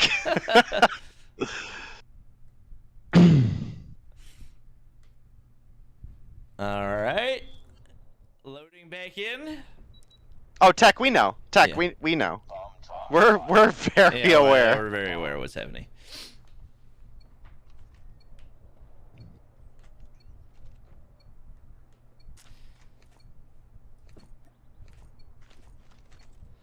All right. Well, this could be interesting. When do we do the listening? You know, why don't you go ahead and carry through? Since they said we could come, I'm gonna go ask. Okay. It is going to be trades off the start right here. Raballo sniper in hand, space sniper in hand. Wally playing back boxes right there, and Forsaken has a sniper as well. It looked like he was going to line up a wall bang right there, but Wally finds Kane, and now 4v2 Forsaken, not able to hit the quick scope. Raballo is Kumia right on the inside. I don't know how Raballo didn't see the nade sailing over top. It still hits him as well. Space throws the bomb down right here. Kumia's right on the backside. He's got a trophy system out. Maybe a little bit of overconfidence right there for Yo Mama, as Midnight Gaming clutches up largely at the hands of Kumia with 4 kills round 1. And that is going to be big for them to get things started, especially with how frustrated they did sound at the end of that hardpoint. Day is still not back, so I'm going to be solo casting until he is. We're watching Kumia, who very nearly had an ace off the start of that one. Pushed all the way up. We see boxing gloves out at maybe an inopportune time. Space going to get shut down as well. Wally finds 2. He's got 3 to his name and now backing up to try to play with his teammates. They said we can go in whenever, so whenever you want to go, you're more than welcome. I promise you there's going to be plenty of trolling. I stayed quiet the first round, and there was a lot of memes for sure. So Okay. I don't know, maybe like round 3 or 4 or something we should jump in. All right. Well, right now, Yo Mama just looking for these last 2 players. DeBenji, content to lurk in the inside of courtyard, and Kumia playing back grandmas. Might be able to find Forsaken right there. He's trying to find the nade, but he's going to get shut down, and now it's a 2v2. The 2v2, we've got Robalo with the Locust out, and we have Wally coming through with the bomb plant right now, looking over at the likes of Kumia, Type 25 in hand, Annabella, Type 25 in hand. Obviously, powerful weapon in the meta currently. Yeah, I was about to say, I heard the sit rep from Annabella's perspective on the sniper, but rotates right over in front of Wally. That's going to be a free kill going over to Wally. Obviously, that call out coming through. You can see Kumia now looking from the backside, peeking the corner, looking for Wally there. Not quite able to find the shots to connect, and Wally, having picked up the Type 25, going to come through with the kill. And that's all tied up 1-1. Some big plays coming in once again, but not quite enough for Midnight to take the 2-0 lead. Space, sniper in hand, gonna be trying to find first blood right here. Very nearly has a wallbang angle right there, but not able to connect there. Whoa! There's the shot he was looking for. And be able to drop off Snakes right there. Man advantage for Yo Mama as they look to push on up in the A site. Well, Snicks goes down early on. 1:30 left on the clock, and you can see Space has the bomb in hand, starting to push up. Might be looking for the plant. Gets the absolute flick onto Annabella there. Going to take her down. Not interested whatsoever in planting the bomb. Space pushes all the way up into the enemy's spawn. And yeah, I think next round, if we want to do a listen, we'll jump in then, because there's no way that Yo Mama is taking this game seriously, period. Forsaken going to take down Dios. It's a 2v5, 30 seconds on the clock. I just don't see it being possible for this round. But Kane and Kumia might be looking to prove me wrong. Kane finds 1, Kumia finds 2. All of a sudden, the 5v2 is a 2v2. Kane going to find Space. Wally's trying to clutch up right now. Yo Mama maybe not taking things seriously enough. Going for the defuse right now is Kane. Wally doesn't seem to know he's going to be able to stick it right there. That's another round going in for Midnight Gaming, and they managed to sneak 2 away right now. Is maybe a little bit too much trolling for this Yo Mama roster, and I think that's a perfect time to hop on into a listening. Bro, we are legit looking like Stevie Wonder on the map right now. Bro, no one told me where that bomb was planted, dude. Nobody told you because you're a retard. Ryan, fuck you. Wally, you should be planning, dude. What are you doing? Sorry, I love you. Yeah, put the Sorry, bomb dude. Yeah, down let me and get look the at bomb, it. dude. Like Like, fucking being one Stevie step at a Wonder. time, Yo, dude. I need a trophy. I need a trophy on the site. What the fuck? Bro, he's pushed up. He's God saying damn, take. Yo, boxes. Boxes. Alright. This team is Boxes. fucking ass. Yeah, he's statue. Boxes. Nice. 3v4. Oh, What bitch. the fuck? What? Push that Danny. Where's the bro? He's Can't hit him, factory, dude. bro. Gotta go. Yo, T-Bag, I think you can get the plan off here. Yo, Space, if you're good, the game, kill him. He's in factory. You trash. I shit on my end. Damn, she lit up. Yo, guard shit on Did you, you bro. die to your e-girl, dude? You gave her your Where'd he first go? kill. That was her first kill. You trash. Top granny, Space, top granny. Enemy in sight. No, you fucking Damn, you're Alright, trolling. You're off the team, Space. Nah, yo, I'm gonna go straight to statue, bro. Oh, Don't make a fake call-out. After the series, Dang. T-Bag dies to his e-girl, and it's her first kill of the game. Ooh, looking a little rough for Yo Mama. They got to focus up right here. You could definitely still hear the whole lot of not taking this seriously, and I gotta say, those comms were a lot more serious than round one, but not by much. So we'll probably see them start to tighten up a little bit here. Obviously, you could hear there was some lack of communication on where the bomb was planted, and that is, probably why Wally didn't really know where to peek on that last round. But, again, Yo Mama absolutely getting cleaned right now. Roballo and Forsaken left alone in a 2v4. Now Forsaken in a 1v3, and Dios, I think, found 4 that round. Coming through in the 4-1 lead in favor of Midnight Gaming. We might be seeing that game 3 if Yo Mama doesn't step it up. Yeah, the overconfidence coming back to bite them without a doubt right here. Wally at 6-3, the only one in the positive right now for Yo Mama, and Kumia absolutely going to town right now. 8-2. They absolutely have their number, and confidence playing a huge role. Roballo gets first blooded right there, and this is a crazy type of offensive push all the way through to the opposing side's tank. Space doesn't seem to know where Kumia is right now. They have no map control, no information. Forsaken's wide open, super exposed. Kumia not able to get the shots initially, but able to find the kill. Space just barely gonna be able to stay alive, and largely at the hands of Wally. Bomb's gonna go down, and now it's all on to Dios to try to clutch up right here. Teabag's right there, but Wally's there for his trade. Not gonna matter either way. Diffuse gonna go on through, and Yo Mama's starting to realize this is one they're gonna have to take a little bit more seriously.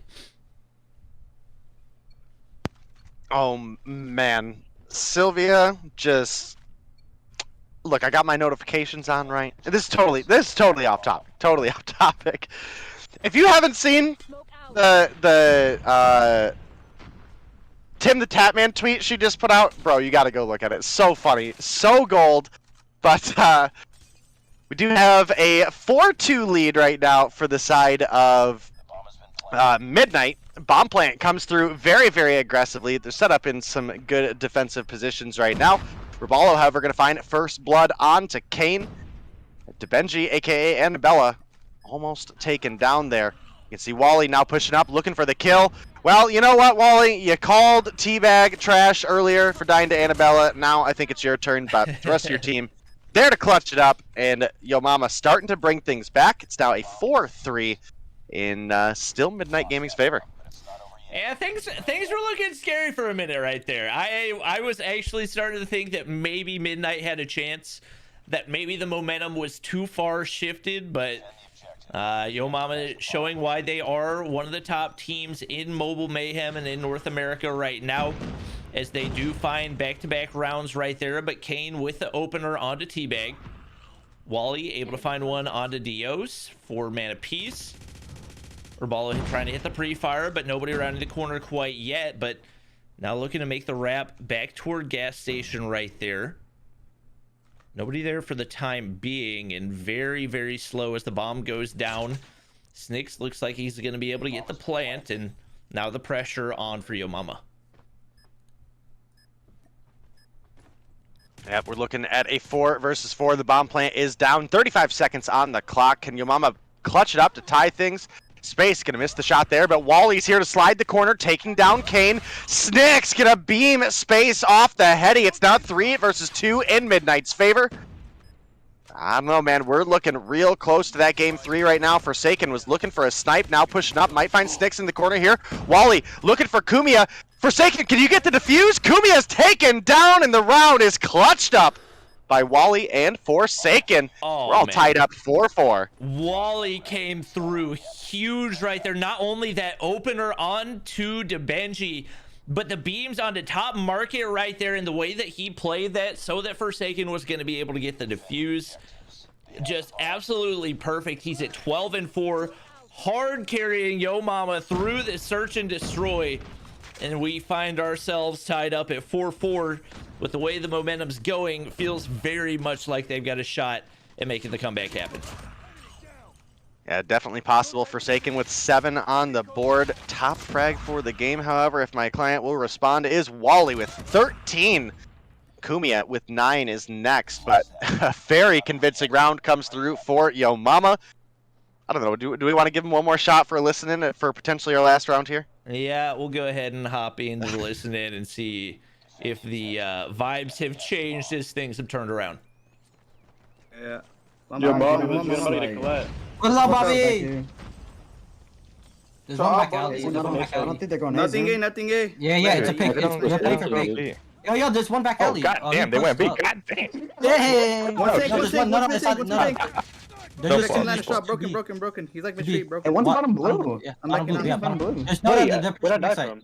Jesus He's Christ. mid. He pushed from mid. Blue got me. Wow. Jesus. Oh my god. Oh god Zin, damn. you suck, dude. You suck. Zin, that's your fault, Zin. Damn, Bobby.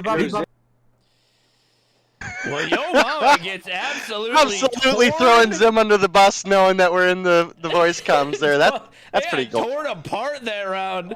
They just had no idea what's happening. I mean, they got caught off guard, and justifiably so, as we haven't seen a B plant, I don't think, in the last 7 times that I've watched Standoff Search and Destroy, but we see one right there, and it pays off big time for Midnight Gaming, who now finds themselves in a round 11 and an opportunity for the upset here in the Search and Destroy, and maybe, just maybe, a game 3.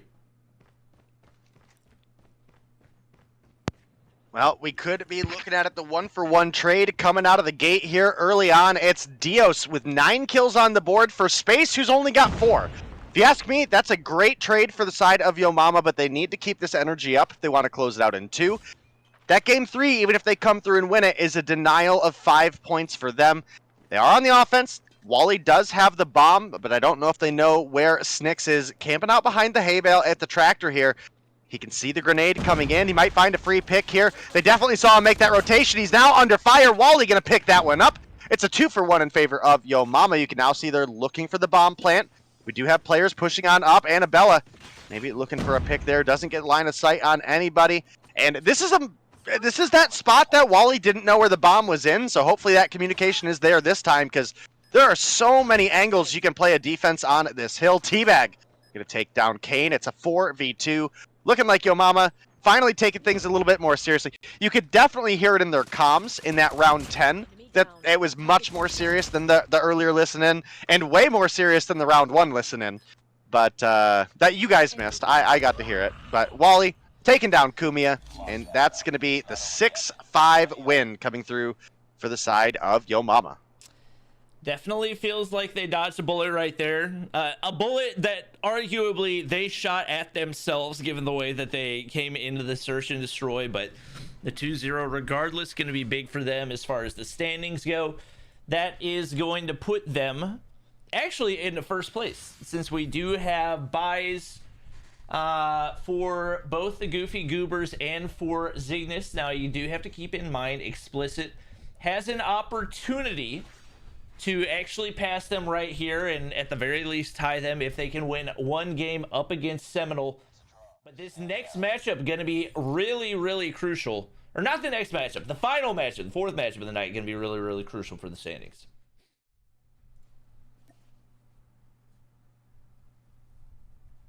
Yep, you're absolutely right. And honestly, Wally, one of the few reasons that we saw that game go all the way to around 11 and saw Yo Mama make the comeback happen. 15 kills on the board for Wally, 9 for Forsaken, 8 for Raballo, 6 for Teabag, and 4 for Space. Look over at the opposition, and it is Kumia with 12, 9 apiece for Dios and Kane, and then it drops down to 5 and 4 for Annabella and Snicks. So overall, really, really solid search. Again, I feel like Yo Mama trolled quite a bit early on, and you could definitely tell as they were taking the series a little bit more seriously, things started to drift over into their favor. You could definitely, again, hear it in that second listen-in that we had. There was a lot less messing around, just trying to come through the dub, and they're going to pick themselves up 20 points for this this week so far. Yep. We do now have our Storm and Revenge players joining the lobby. It is going to be yet another best of 3, taking a look at our maps in bans. Revenge banning Domination on Takeoff. Storm banning Search and Destroy on Raid. So we'll be playing Hackney Yard Hardpoint, Firing Range S&D, and Summit Domination. Not a bad mix of maps. Day, you know a lot more about these two teams than I do. Who would you give the edge in the matchup? Well, I mean, I just with the situation that Revenge were put in coming into this season, it's honestly hard for me to side with them on any of these matchups, especially with formerly Rain, now Storm, after the rebranding coming through and looking so good with the recent roster changes. I don't think that Storm is a top 4 team by any means. I don't think they're a Explicit or a Yo Mama, Goofy Goobers, or Seminal. But I think they're getting closer to maybe being able to take some games off of those teams effectively. So we'll have to see. Revenge is kind of a weird situation. So Revenge originally did not play in qualifiers, did not make it into the main season. They didn't have a roster finalized. They literally pulled together 2 players to fill a 5-person roster after they were asked if they wanted to take Devious' spot in Mobile Mayhem because Devious was disbanding. So I feel for Revenge. Yeah, stay Devious. I do feel for Revenge. I know they're in a really weird spot right now and maybe didn't get to iron out all of the kinks in the hose there, but I have to side with Storm here. All right. Good to know. Still waiting for our players to get loaded in. I am going to go grab a drink and switch to the next match screen real quick, and hopefully by the time I get back, we'll be good to go.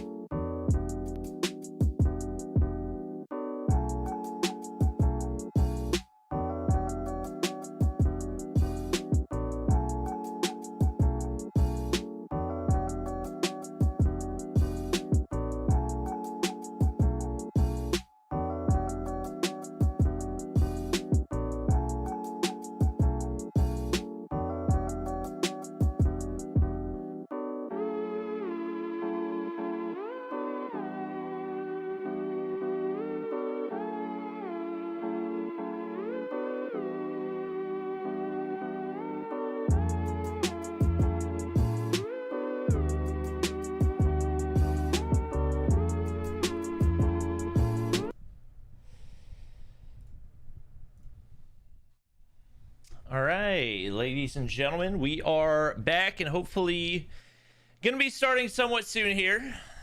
We do have most of our players loaded in, just waiting for a couple players to load back in for this revenge roster. And we should be good to go. Day, are you back? No, Day is not back. So you guys are stuck with me for now.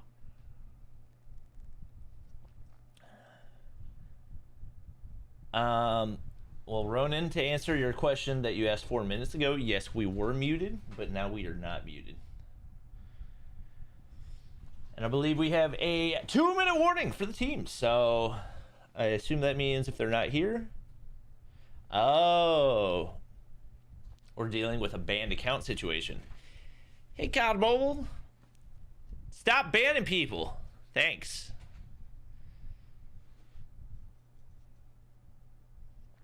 I'm being told, give Ronan 2 minutes. So I'm going to cut to a quick break once again.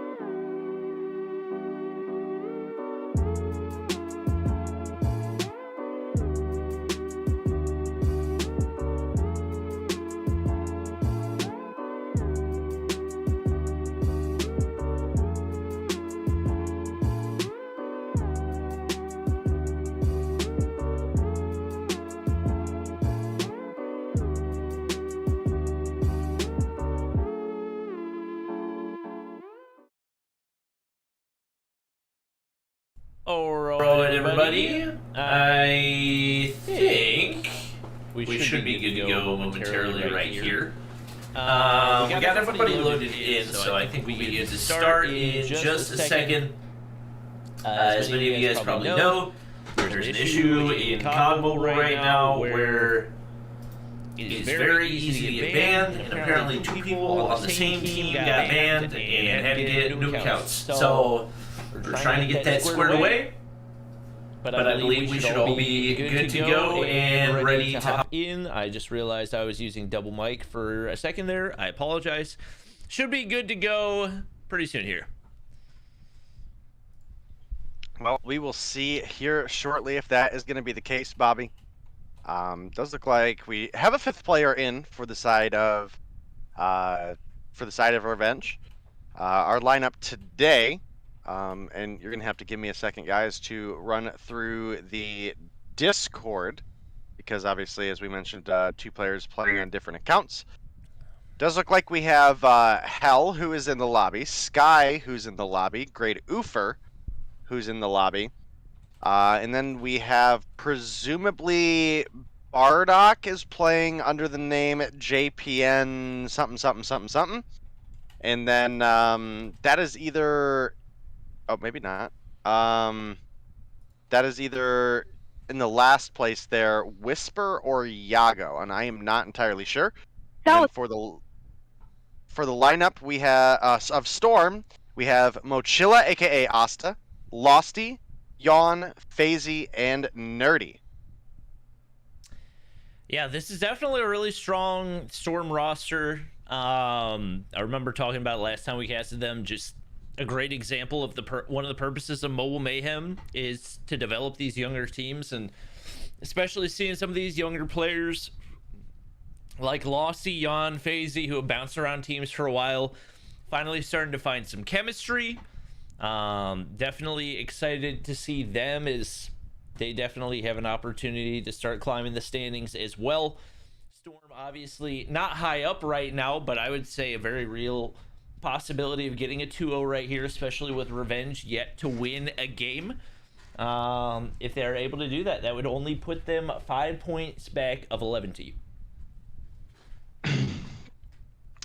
Yeah, definitely a lot on the line for Storm here, who I think are probably across the board the expected favorites to win. You know, I wonder why I never took off the Bobby payout playoffs off of this. Interesting. Oh well, that's neither here nor there. Yeah, I mean, looking at the standings, I think overall Storm probably end up being a team that is in the running for making it into playoffs, which is typically speaking going to be your top 6 teams in this format. I think almost certainly you're going to have Yo Mama, Zygnus, Explicit, Goofy Goobers, and Seminal make it. And from there, it's kind of a toss-up, right? You have 11T up at 45 points. Storm, if they find a 2-0 victory here, would only be 5 points behind. They would also catapult themselves ahead of Shredit, as well as Midnight, and obviously Team Revenge down at the bottom of the lineup.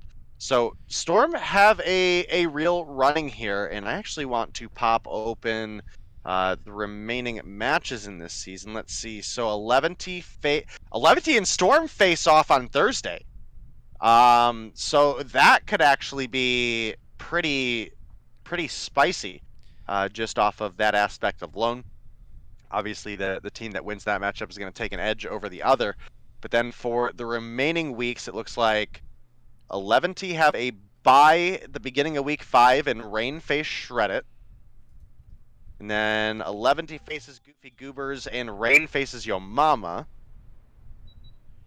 And then 11T has Seminal. Oh man, that could be a tight race coming to the end of the season. I can't wait to see how that one turns out. There's a shot where 11T and Storm could come down to a who won the head-to-head, which could make this Thursday's matchup even more important. Yep. Definitely love seeing those battles for that 6th place spot. But we're underway right here. and I don't know what I'm going to say for this person's name. I'm just going to call them Triangle. I know it's not a triangle. It's the first character of their name, but I don't know how else to say it. Admins, can I get a name for this person? For this person, Bobby Yago. says. Yago. Gotcha. Yago is player 1 for Revenge. Noted. Good to know. Good to know. I do believe that is Whisper Lucky, and I'm unsure what Hell's is. Maybe Slays? But that's, I guess, neither here nor there. We do have a bit of a lead developed for the side of Storm right now. And top frag for the lobby is Losty with 5 kills on the board. And looking over at the opposition, top kills is 2, tied between Hell and Sky. Sky actually picks up number 3 there. FaZe on a 5 and 1 right now. Let's actually pop on over and see. FaZe's on a 3 combo, so be keeping an eye on if he gets any streaks here. He's on the hard point, so any kills that he can get here could potentially be amplified progress towards some streaks. And this could also just be a big money hill for the side of Storm. FaZe's going to pick up 1 there. Sky sliding the corner, going to take him down. Going to stop those streaks before they can begin, but Nerdy is right there for the refrag. Mochila with outer control, doing a lot for his team in maintaining this hard point control right now. Yago looking to hop over right there, but he's going to stay pushed back, and the 2 remaining players here for Storm going to pick up the rest of the scrap time. Hell trying to hold down players, but right now it's Storm players pushing left and right to try to get control for P3 as well. Nade goes up top for Losty, at least gets the hit marker right there, and now should be able to get the hop up. They've got complete control of L and should be able to potentially get a spawn trap onto Hell. He's actually going to get a huge 2-piece right there. That's going to be crucial, but no hard point time going in yet, and there's a whole lot of Storm in the feed. They might be able to immediately get this break right here. Losty's going to get traded. Yago has an opportunity, but with 3 in the feed and Annihilator going into play just like that, Storm's going to get the break. Storm have a 70-point lead, and they've got themselves a anchor on the hill here. FaZe with 9. The Annihilator runs out. Was looking for a kill onto Oofer, but gets taken down by Hell from the side, who finds a 2. Nerdy there for the refrag. Now Losty finds a 2 of his own, and it has largely been Storm just maintaining control at all phases of this map so far. But that momentum can easily shift, especially on a 250 Hackney yard. So we'll have to see. Again, I think Storm overall just have a pretty large advantage in this matchup. And so far, that does look to be the case. FaZe absolutely beaming right there over the head. He didn't even matter. Oofer's going to be able to hop over top to find the trade, but the Sparrow's now coming out. That's going to force the players for Revenge way back into the back of the hard point to try to avoid those shots. Death Machine's going to come on out. FaZe looking to make the push on it. Takes a whole lot of damage, but Losty's there. He's able to find 1, nearly makes it 2. Hell now pushing in. It's back and forth over here on P4. Oofer trying to get trays right here, but Mochila says not today. Trophy's going down right here, and once again, it's Storm finding the break and continuing to stack on that lead. Definitely a great position to be in if you're Storm. They've won, I mean, just a large majority of their gunfights. Their rotations have been solid. We're looking at Asta sitting at a 15 and 6, Losty 13 and 10, Yawn 13 and 9, FaZe 15 and 9, and Nerdy sitting all the way up at a 13 and 6. And when you're putting up numbers like that, obviously you're going to have map control, and your opponents are going to struggle to keep any sort of spawns. And FaZe just absolutely dumpstering opponents there, rounds the corner into a big old dumpster fire of his own making. And now over 100 points, Storm in the lead. A break finally comes through for the side of Revenge, and Hell finds another 2-piece in the feed. This kid's actually kind of on fire, considering how much his team is kind of getting messed up right now. And Whisper is absolutely running things through the top of P5 right here. Finds another one. He's on 5. He's on 6 right now. Has an opportunity for a cluster if he plays it right. I don't know why he has a VTOL equipped. It looks like VTOLs are banned, right? Yes. Okay, yeah. I was like, maybe VTOLs are banned, but I'm pretty sure. Yeah. VTOLs are definitely banned, so that's a big streak that he could have potentially had, whether that be a lightning strike or something else. Finds another one right there, gets the cluster strike, is not too far off of a VTOL either. You do have to keep in mind, we don't have hardline in play right now, so it's not as obtainable. But to be honest, if I'm Whisper, I would almost rather go ahead and die right now. He's on a 9 spree right now, finally shut down, and not even really a bad time to make it happen. And just like that, Revenge is back in the game. Yeah, Revenge definitely in a fairly decent position here, so we're going to have to see where they're able to run with that. They're only sitting down about 70 points, and again, we were over 100-point difference not too long ago, and that is starting to go back in favor once again for the side of Storm, who have had a solid P1 here, but the Money Hill P2 is looking good for the side of Revenge right now. FaZe had no right to win that fight versus Whisper, but picks him off anyway, and now FaZe and Losty are pushing over, looking to try to anchor spawns of their own, but instead get taken down, and now Nerdy and Losty, and Yawn for that matter, all spawning incredibly far out from point, and this is a great opportunity for Revenge to maybe build up some time. I think this is a great time to jump into maybe a Revenge listening.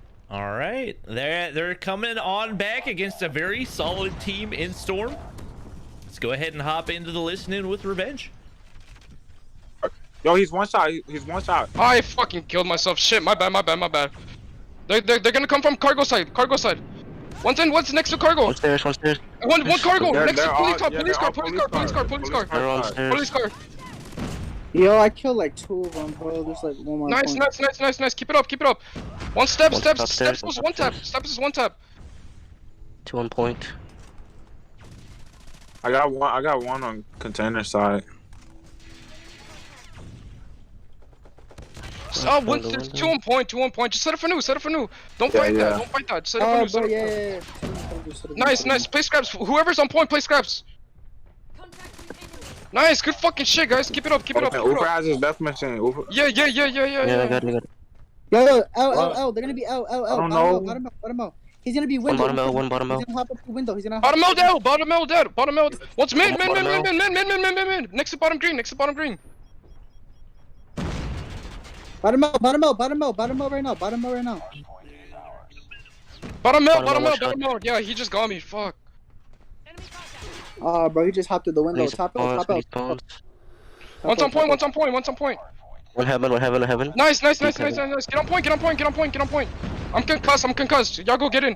One's in cargo, Yago. Cargo.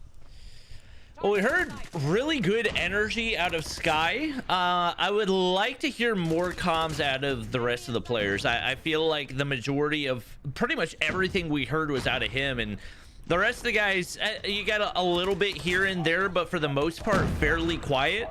I feel like if you get more consistent communication out of this team, there's a very real chance that this is another contender. Yeah, I gotta say, Revenge are looking a lot better than they did last week and even the weeks prior. So that's at least a good sign for them. Again, they had a great position on that P2 hill and a great hold to follow it up, and maybe they can run some of that momentum a little bit forward. It's just hard to say. We do still have a cluster available for Whisper, as well as he does have a Purifier, which, to be honest with you, P5. They take the win in game 1, 250 to 180. And definitely a solid performance from both of these teams. Gotta say, Revenge definitely put up more of a fight than I expected them to. So starting to look a little bit better across the board for the North American scene, but Storm come through with a big late game performance and are able to close things out. But I do believe actually Top Frag was over on the side of Revenge as everything loads on in for me here. Yeah, Whisper coming through with 38 on the board, which is pretty unfortunate because I think I called out that he had 38 like with 40 seconds to go for Storm still on the on the timer, and he wasn't able to find anything after that. And Hell was at 34 at the same time as well. So, unfortunately, they weren't able to keep up the work there towards the end game. But with Ufer coming through with 13, Sky with 17, and Yago with only 17 on board, man, that's pretty rough. Everybody but Losty had 30 kills on the side of Storm, or more. Yeah. Yeah, it's really consistency. I mean, you look, and you even have Whisper, who slayed out harder than anybody on Storm, but whenever you have 3 players not able to break the 20 kill mark, it's just, it makes it so much more difficult for you to fight through in those tight games. Especially at a 430 point game of hardpoint. Like, that's a long hardpoint to have 13 kills. Yeah. Well, we'll see if they can bounce back. We're getting ready to hop into the search and destroy, which is going to be on firing range. Apparently YouTube stream has just frozen altogether, so that's fun. Don't know what's happened. I still haven't dropped any frames through the entire night, which pretty much never happens, so I don't even know how anything is happening right now. What I'm learning is I just need to get all of the Mobile Mayhem files switched to Streamlabs OBS, and we would be good to go. That's all that I know, because Streamlabs OBS never gives me any issues unless I have internet issues, and OBS Studio sucks, or maybe my settings sucks. I don't know. Who knows? Well, we will see, but right now we do have Storm leading the series in a 1-0 fashion as we get ready to move on into the search and destroy. Definitely going to be looking at the likes of FaZe to maybe be pulling out a sniper for the side of Storm. And I'm going to be honest, Bobby, I don't know what to expect on the side of Revenge. I don't know if we're going to have a sniper on the side of Revenge. And if we do, I don't know how good they're going to be. So we'll see. Yep, definitely know that there's some experience on the side of Storm, so if I had to guess, it's probably a Storm 2-0, but Whisper definitely caught me off guard with the performance that we saw to him. Who was the other player that slayed out really hard? That was Hell. Okay. Had 34. Yeah, Hell and Whisper both really popped off right there, so I think it's possible, just because one player can make such a big impact in the search and destroy. You can have one player or 2 players carry a team all the way through a search and destroy, which you just really can't have in a respawn, especially a 250 point respawn. But we'll see, as we are just waiting for... Okay, Nerdy's just trolling at this point. Somebody kick this dude out of the lobby. I'm gonna lose full.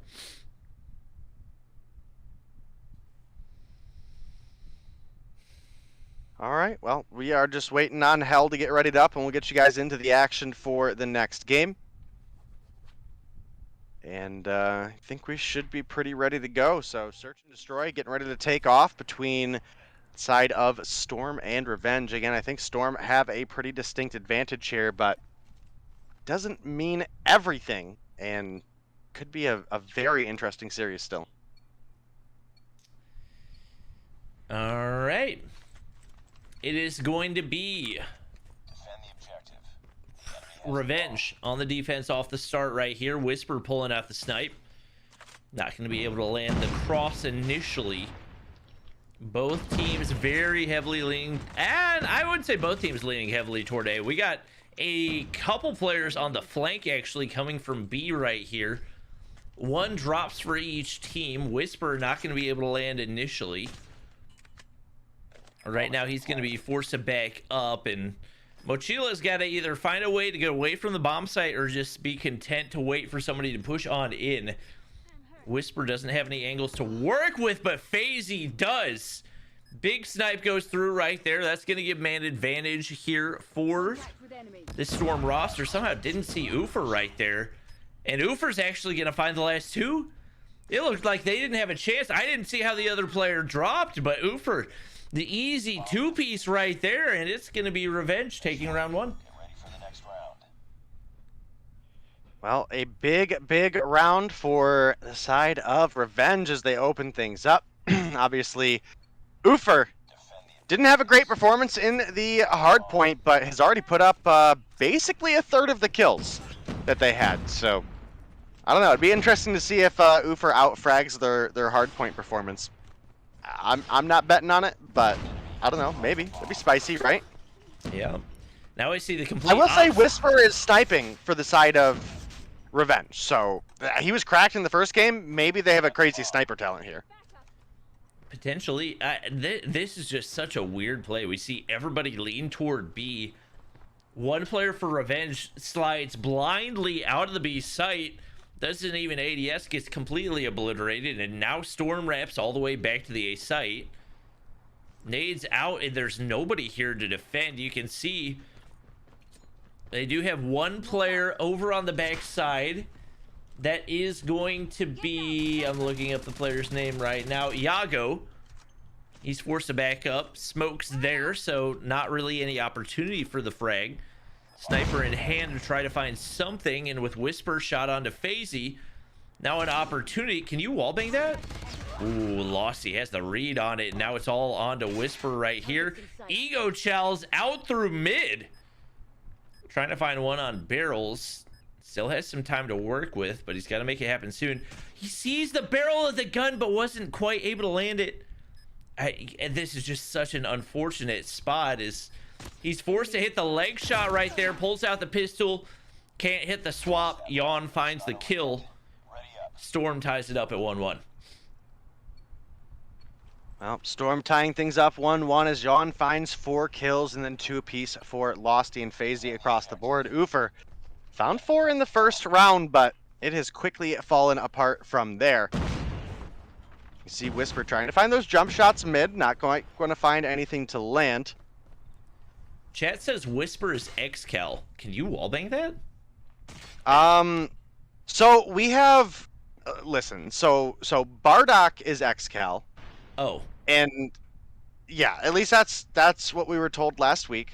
And we do have Bardock in VC, but we also have Whisper in VC with the exact same name as in game. Or with the one instead of an I. Okay. You know what I mean? So I don't know. That's hard to say. Look, I'm gonna throw it out there. I think Whisper performed better than I ever saw XCal play. So I don't know. Okay. Well, nobody knows anything anymore. First Blood goes in for Revenge. Lossy's out of the equation. Now they got to wait for their snipers to find a pick, and with only 59 seconds left, that's not a ton of time to work with. We got a player on the inside of American for Revenge, just waiting for the info, and oh, the COD timing. So unfortunate right there. Does send out a nade. Hit marker through the wall right there. Backs up, but doesn't see the player right on the back side of that tin wall. If he goes for the wall bang, might be able to get the kill onto Mochila, aka Asta. Yawn's gonna find one onto Hell. Nerdy finds one. FaZe finds one. Revenge getting picked apart, but Whisper's there. That's gonna be a huge one onto Mochila, and now the opportunity for the 1v2. Yawn's in top wood right now. Whisper just hoping that one of these wall bangs lands. And right now he's playing the waiting game, but he can't play it for too long. 34 seconds, the clock's ticking.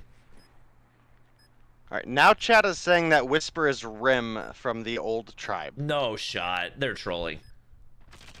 I don't buy that. I don't buy that one bit. And FaZe beams him. Lost that round, but it's not over yet. Ready up. Nah, chat's trolling. I don't buy that one bit. They have to be. Defend the objectives. The enemy has the bomb. All right, well, it is Storm leading 2-1 right now. Oh my goodness! Please tell me you caught that. That was I saw the opposite POV. I saw the player taking the bullet to the face right there. And FaZe now 5 on the board through the first 4 rounds. He's 5-2. Yawn 7-1. That is really a 2-man carry for the whole team right now.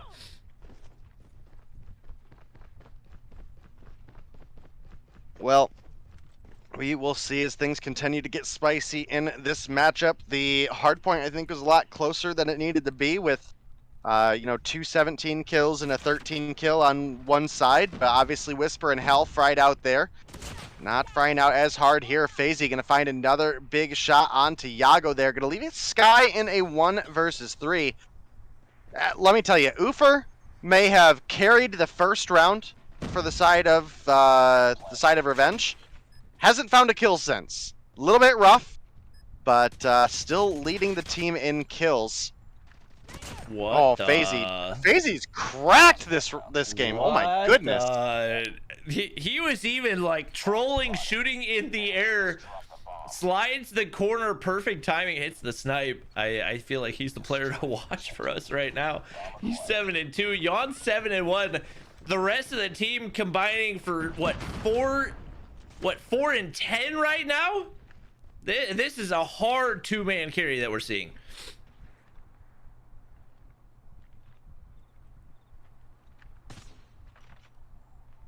I would say I have to agree with that. Not finding anybody back trailer right there, and Storm still very content to play the slow game, wait for picks. Nobody peeking for revenge.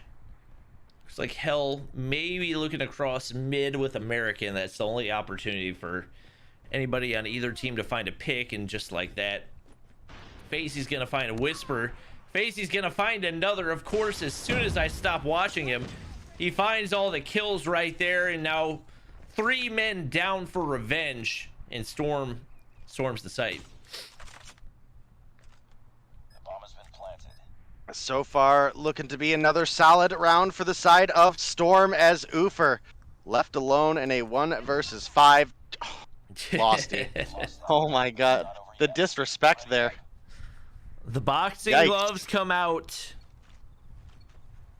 Yeah, I actually, fun fact, FaZe is one of the few people that actually owns the rare Bobby Plays calling card. I think there's only like 30 in existence, and it was when I was 1v1ing viewers, and I think he beat me like 11-1 or something. It was not a pretty 1v1 to watch. This guy is very good at sniping, I can vouch. This guy is very good, Bobby says. Well, I have to agree with you there. And, man, he's here to show it. 9 kills on the board. I believe he was Sniper of the Split last season. Fell a little bit short on the votes for Rookie, but, would have been a well-earned Rookie of the Split as well, should that have been the case. Right now, you can see he's looking for a shot onto Yago. Can't quite find it. It is a 4 versus 5 with the advantage in favor of Revenge. So maybe they can find a second round here. Ufer finally finds another kill, taking down Nerdy. I guess that's actually a second one. I missed whatever the first one was, but Ufer up at 6 now. FaZe just can't find Yago's head right now. Yeah, the timing is just not there for him. He gets the hit marker onto the leg. Teammate might be able to get the trade, but only 9 seconds remain. They just don't have the time to get the defuse right here. Very well played out of Revenge, and right now FaZe just looking to find some kills. Still getting hit markers right there. Bomb's gonna explode.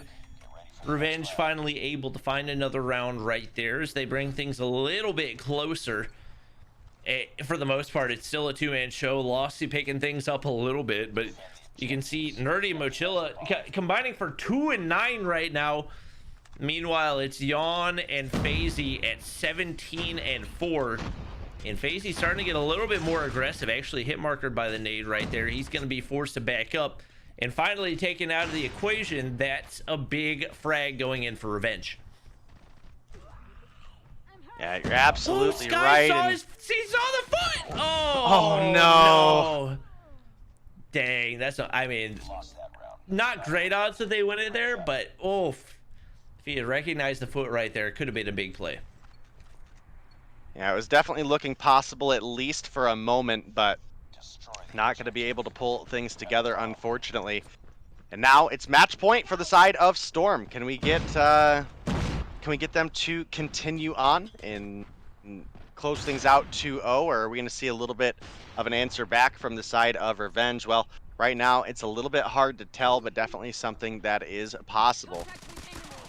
Well, as I said, Ufer finds a good shot onto Losty, bringing it back down to a 3 versus 3. Revenge, not in a great spot, but definitely definitely in a winnable position. Sky had an opportunity for another one right there, but the timing just wasn't there. Mochila going top 10 right now.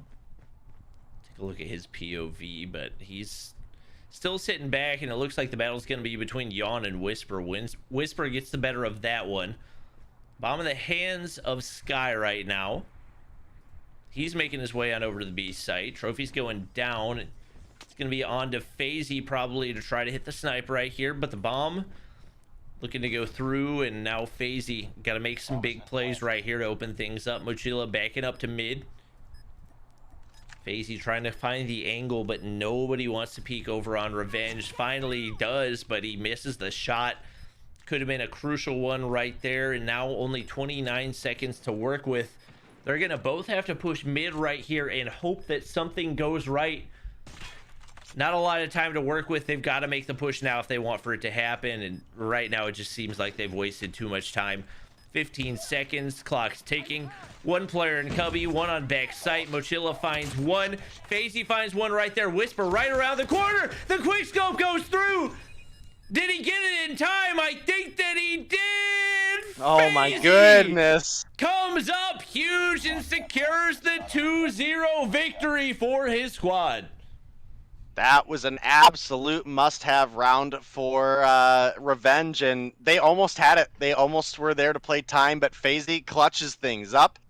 And my goodness, what a absolutely nutty play. Wow. Wow, Bobby. That was crazy. Yeah, big play by FaZe. Yeah. Hey, listen, FaZe was pretty disappointed last season when he didn't get MVP of the split. He only got Sniper of the split. And he told me then he was coming back next season for MVP of the split, not just Rookie of the split. So, we'll see. We did have one player skip out on the kill cam for the side of Revenge as Storm takes the 6-2 win. FaZe coming through with 12 on board. Yawn with 10. Losty with 7. Nerdy with 3. And Mochila, a.k.a. Asta, a.k.a. Mr. Retired 12 times and always comes back with 1. 1 Olive Garden breadstick on the board. Better than 0, though. Better than 0. Correct. No Dunkin' Donuts. Well, they Am I going to get in trouble for the... What was that? Am I getting DMs from Sylvia later not to talk about Dunkin' Donuts on stream? Oh my gosh. Are we not allowed to talk about brands? I don't know. Who knows? Cheers. That is it for Hashtag our third... sponsor us. Hashtag sponsor. That's it for our third matchup of the night. Getting ready to hop into our final one. And what I would say is probably the matchup of the night for us. It's going to be Explicit against Seminal.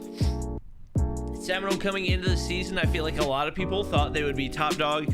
Feels like that's what we've said about Seminal for the past few seasons. They definitely have an opportunity to be there, but they've had some losses and some crucial matchups. This is going to be another one of those crucial matchups that they absolutely need to win if they're going to have a shot at finishing top 2. Yeah, and actually, as you mentioned that, I'm going to pull the standings back up. I'll throw it on my OBS side of things so that, I don't know, it might be difficult for everybody to see, but standing. I wanted to look at it anyway. Yeah, Seminole sitting in 5th place right now with 50 points. We do obviously still have a bit of competition left. There's a lot of potential where Seminole could still bounce their way up, and that could be big because obviously the number 1 and number 2 spots are going to get a bye out of the quarterfinal round and move directly into the semifinals. And Seminoles' upcoming matchups, let's see, they have a bye on Thursday. And then they play Eleventy, Zygnus, Revenge, and Shredit for the rest of the season. So I would say arguably 2 really free games for them.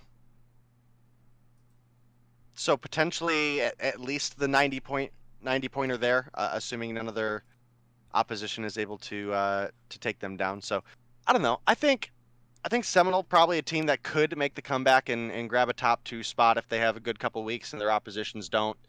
But yeah, I mean that's really where your 1 through 5 are fighting for right now. Maybe even 6 if 11T just I can't math all of these teams at once, but I'm sure in some way, shape, or form there's math possible where 11T could make top 2. Just very unlikely, very unlikely. I would say your biggest running is going to be Yo Mama, Cygnus, Explicit are probably the most realistic 3, just because they're ahead right now. But Seminole could obviously bump themselves up to 70 if they take a 2-0 win here. Yep, we'll see if they can do it. Maybe. I don't think I've actually seen any of the games that they lost. I could be wrong on that one. I might have been watching one of them, but I think you casted the Goofy Goobers match with me, and then on Thursday, me and Verdict covered the Yo Mama. Okay, so they actually lost 2 matches in 1 week. Yes. All right. Yep. Arguably the match against Yo Mama was a miracle, but yeah, they did lose out on 2 to some of their biggest opponents, which is why they are currently behind. Explicit was then able to go on and take down Goofy Goobers in a clean 2-0 fashion. So I think Explicit is a team that gets slept on season after season, and I'm one of those people that is absolutely guilty of that. There's a real chance Explicit could come through and beat Seminole here and just completely wipe away any hopes of Seminole making a top 2. All right. This I mean there's a lot of talent on Seminole. You look at 2 stage 5 champions in Bolu and Marshall. You got Vague, who a lot of people have made the argument that he might be the best player in North America right now. Some people would probably try to make the argument. Yeah, yeah. Listen. I watch Vague streams. Until I see LAN, I can't justify anything because I watch Vague play on 5 ping, okay?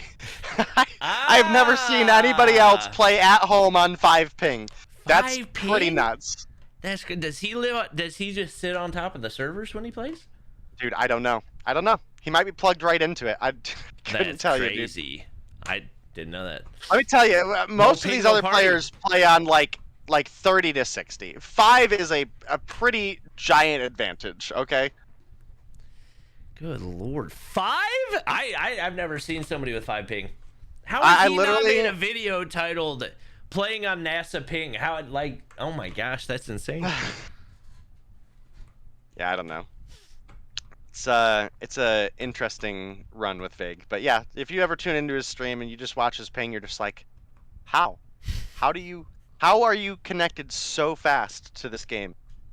So I feel like Vague is a great player, don't get me wrong, but I think there's a strong argument that maybe not on 5 ping, it balances out a little bit. Okay.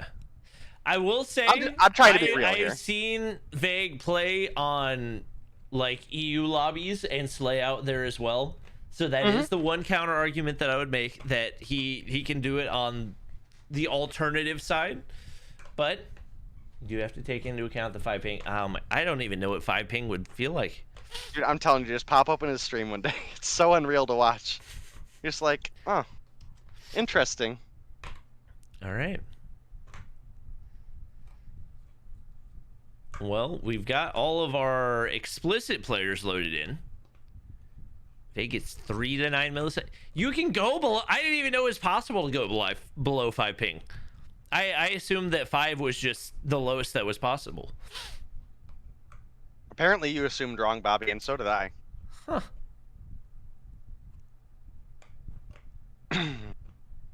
Vague's a different breed? No, Vague's internet is a different breed.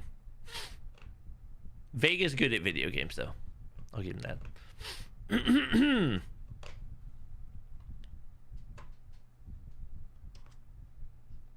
He's aight. He's okay. Getting the rest of our players in. Like we mentioned, who's Demafe? That's Slothy. That's Slothy. Okay. Slothy's another very solid player. So you got 2 Stage 5 champions in Bolu and Marshy. You got Vague, who has very good internet. You have Jez, who I have started to hear more and more from a lot of pro players, and obviously you have Slothy, who was banned from Mobile Mayhem for a while for some activities that are not allowed, but he's back and has definitely been dominating. So, I mean, if you look at the talent across the board for this team, it feels like they should be performing better than they have been. Some of that might be chemistry, some of that might be other things, but we'll see if they can bounce back here against an explicit team that is cruising right now.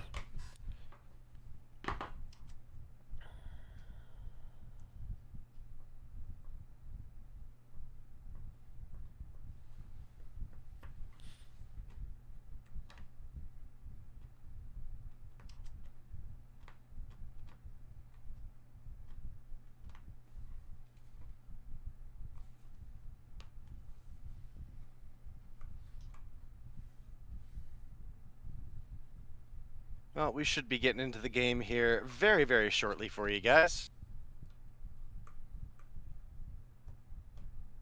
It's that. Have you gone over the maps yet? I have not. I didn't. Bans All on domination on Hackney Yard. I thought Hackney Yard Dom was already out.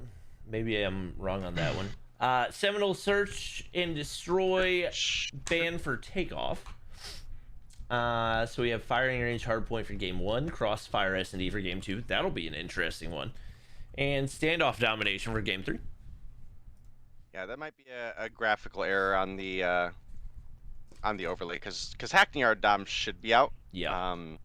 Could also be a wasted ban by explicit. I have no idea. Takeoff search and destroy is an interesting ban by Seminal, but I guess that does give us crossfire. I would have actually expected them to ban crossfire before takeoff, so that's interesting. But firing point hard range on a 250 setup, I think, is a much more balanced competitive map than it was on 150, just because we saw so many teams snowball a P1, P2, P3, and then boom, the game was basically over at that point. Made it very difficult to play the comeback game, just because the spawns for P1, P2, and P3 all kind of like funnel together. But obviously when we get into crossfire search and destroy, that one can be at times a little bit lopsided. When you see very, very strong offenses, it can be difficult for the defense to really set themselves up for success. And if we make it to a game 3, standoff domination, I think, is one of the more balanced dominations in our entire rotation. So I'm here for it. All right. Just waiting for one player to ready up, and we should be good to go. Thank you for your patience, everybody. This is our final matchup of the night. Should definitely be a good one. Zim confirms Hackney Dom is out, so that must be an error on somebody's part. I blame Rollbot, aka Ronan. Fair enough. That's my go-to blame. Fair enough. And we're good to go.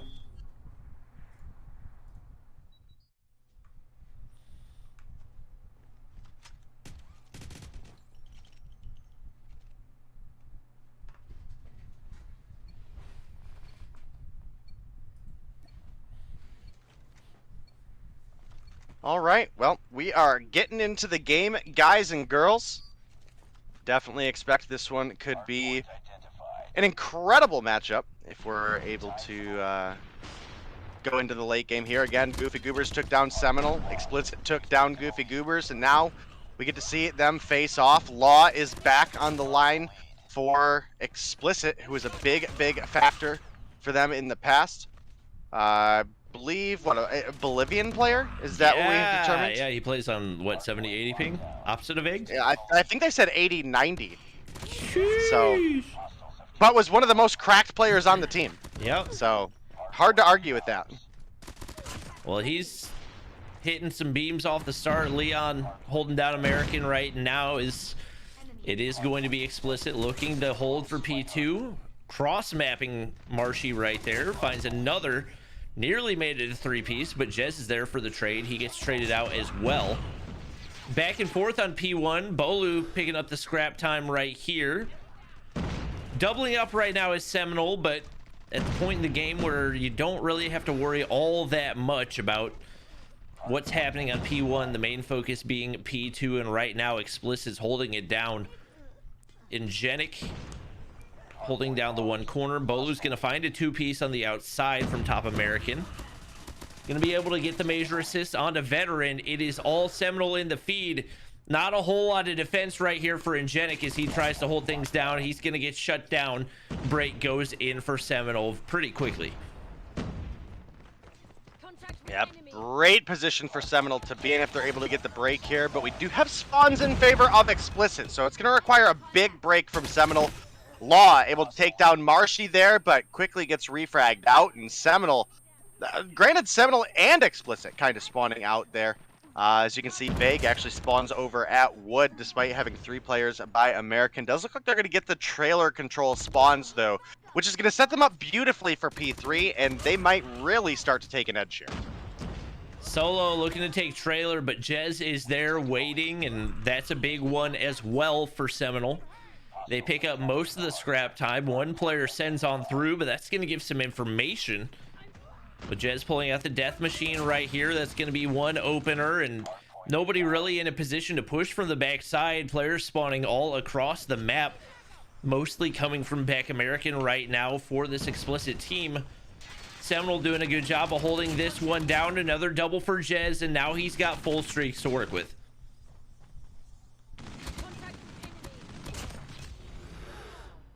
Well, we're going to have to see what we pull together here. It's looking like a big trailer control for Seminal. Pred Missile comes in, but not going to find anybody. Law finds one, but immediately gets refragged out by Marshy. Trailer control continues to be locked down. Jez able to find that gunfight there. Finds the second one onto Solo. Full streaks for Jez. Pred coming in. He's got a lightning strike. He's got a cluster strike available. And those are going to be really, really big for a P1 reset. Does look like the lightning strike gets called in. Maybe the cluster as well. That's an interesting cluster use. I hate it. I absolutely hate it.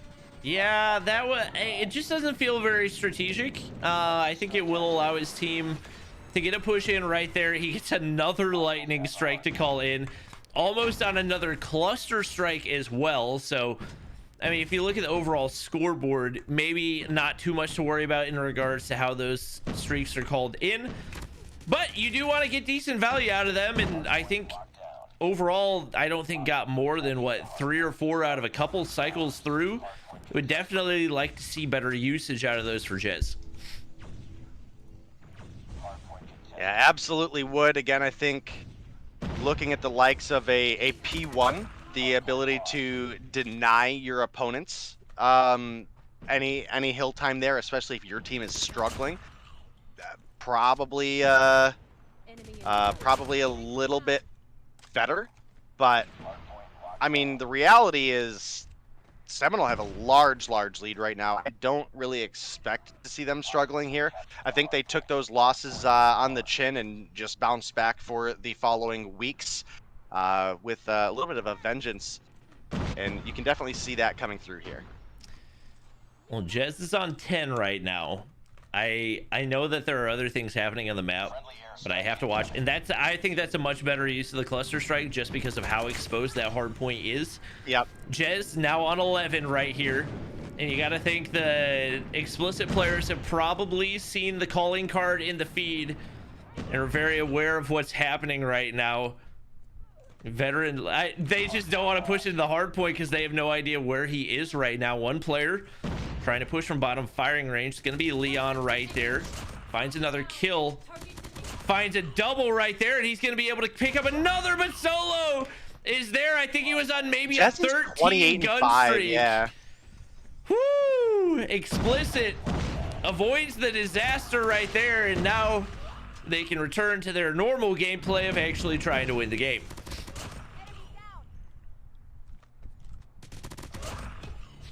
Definitely an opportunity. Jez, no nuke today, but Solo finds him again, too. Slothy, I think, struggling a bit more than we've seen him in the past couple weeks as well, and Explicit really starting to bring things to the table right now. Jez going to be the first player to 30. He's got 29 on the board. The next closest is Solo with 22. I mean, that's a pretty big advantage. So we will have to see as things continue here. So far, just still an incredibly large advantage in favor of Seminal. They've got spawns for P2, and, you know, again, we mentioned that you could really kind of snowball those over into a P3 if you're able to win the gunfights, and sure enough, they are. So Seminal going to be crossing the 200-point mark here. I'm not feeling super confident right now in Explicit. Even when things start to look good for them, it pretty substantially starts to fall apart. Yeah, Veteran and Leon are both pretty much double negative. Veteran's way below double negative right now, so it's gonna take a big turnaround for definitely both of those players to make something happen right there. And Jez hits the wall bang onto Law as well, just left and right. Every gunfight going the way of Seminal right here. Jez now pushing in. It's a double with the death machine, and that break could be enough to seal the deal just on this hard point alone. He's not letting anybody anywhere close right there. Law finally comes through. Sparrow shot's gonna land the contest. The break for a second. Explicit on the hard point for the time being, and Solo not really having a bad game, 28 and 27, but he is very well ahead of the rest of his team right now, and especially with Jez slaying as hard as he is, 38 and 11. That is a tough gap to make up for. Yeah, you're absolutely right. And with only 31 points to go on the side of Seminal, and the way that they have been massively controlling the map, you expect this one's probably going to be over here soon. But, I mean, we're going to have to see. Because it could go either which way at this point in time. We've seen big comebacks already today, right? So I don't know. I want to believe in the Explicit comeback, but this just looks like a different breed of Seminal right now. Yeah, they are definitely hitting for him. Marshy got a little bit unlucky, and I think somebody was trying to shoot a player on the inside of wood, and he was on the backside, and because the walls are made of paper mache, he got caught in the crossfire. It's Slothy. Purifier out, trying to find a couple more to close out the game. Nobody remotely close to the hard point right now for Explicit, and that is a convincing game one win for this Seminal roster. Definitely a much needed one, doubling up on a team that coming into this was top 2 in the standings, really asserting their dominance right there. What is this hideous calling card that Marshy has on? I did not see it. It's the Ferg one. Oh, okay. listen. Ferg rocked the Bobby exclusive, or I'm sorry, Ferg. Not Marshy rocked the Bobby exclusive calling card for so long. I'm pretty disappointed in the switch, honestly. But to be fair, if I had to guess, he's probably also rocking the Ferg exclusive one, because I think he has both of them. That could be true too. In Marshy's defense. And well, also, I don't know if Marshy needs any defense. Yeah, that's true. That's true. Yeah, that's true. Everybody in chat confirming that Jez is a hacker. I mean, dude, Jez is cracked. Jez is absolutely madman cracked. 41 kills. I think I've seen him drop 40 kills like every week so far. Doesn't matter if it's the PPSH. Doesn't matter if it's the anything else. I think we saw him use the type that game. Jez is absolutely nuts. Definitely making a statement right there.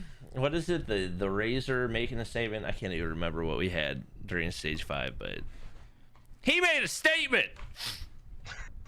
We'll see if he can do it again in Search and Destroy on Crossfire. Typically the go-to sniper for his team. Obviously Bolu picking up the sniper sometimes here and there. He was primary sniper for Tribe and they won stage 5, so can't be too bad at sniping.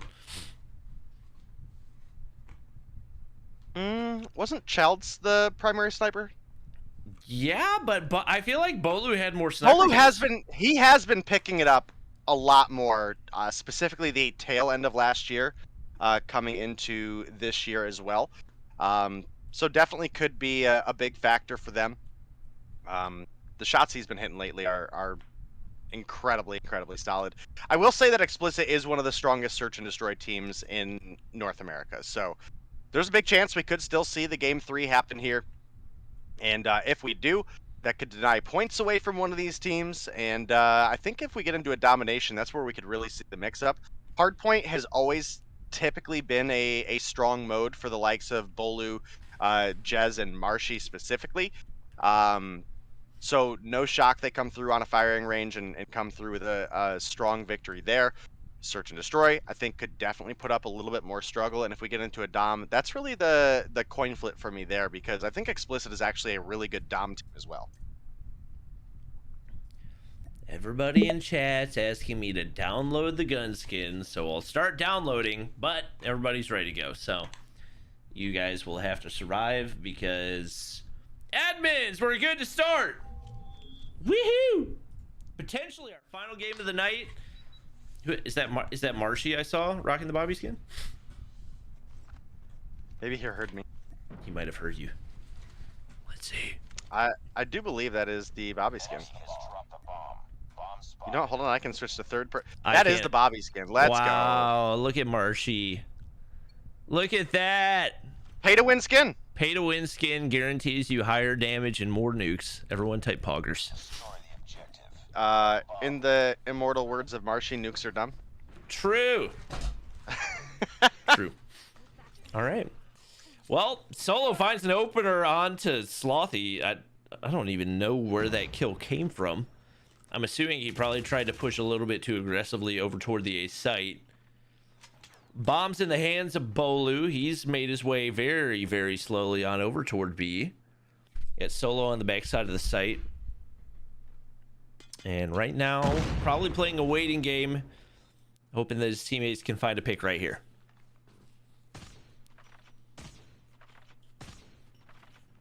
Definitely looking to be the case, but can they pull it together again? As we mentioned, this is one of the strongest teams, in my opinion, in Search and Destroy. And they're obviously going to be looking to prove that right here and now. Potentially push us into that game 3, and at that point, no matter what happens, they could essentially deny a 20-point day for Seminal, maybe even pick up 15 of their own and really keep Seminal down in the dirt. It's a 4 versus 2 advantage right now in favor of the side of Explicit, and with Law picking up a kill onto Bolu, saving Ingenic's life, that's going to be a guaranteed round going over to the side of Explicit, as they only lose out on Solo. That was I don't know how Law had that was either really good timing or a god tier reaction to see Bolu right there the very second that he rotates to top side. Seminal gonna need to play this either fast pushing to B or a lot more passive, and just like that, the Law first bloods Marshy again. Man, this guy, the impact that he's making on whatever ping, 80, 90 ping, is just unbelievable right now. 2 players first blooded, nearly has the angle through the wall right there as well. Oh, Slothy, a nasty angle, but I think oh yeah, it's gonna be Leon there for the trade. The Arctic 50 with an unusual reticle, which we've started to see a little bit more in Mobile Mayhem coming through. And now, Vega and Bolu in a rough spot again.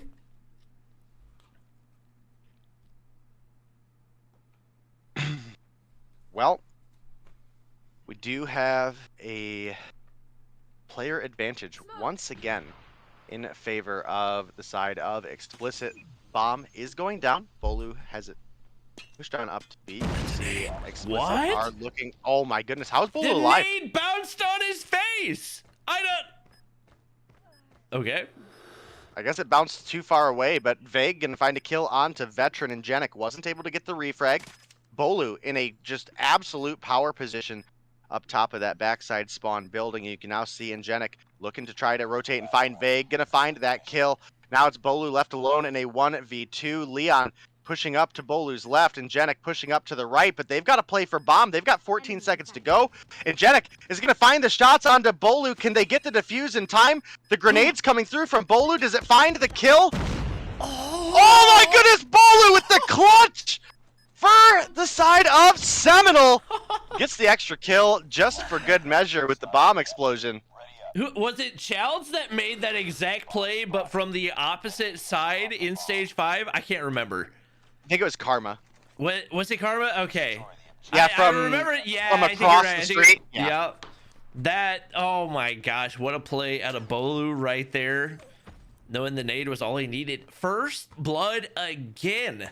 I believe that's 3 rounds in a row off the start for this explicit team. Solo finds another 2 right there. It's finally Bolu there for the trade. They find themselves down 2 players again. But Bolu's been dealing with down a player or 2 for basically the entirety of this and still found a way to clutch up last time. See if he can make it happen right here again.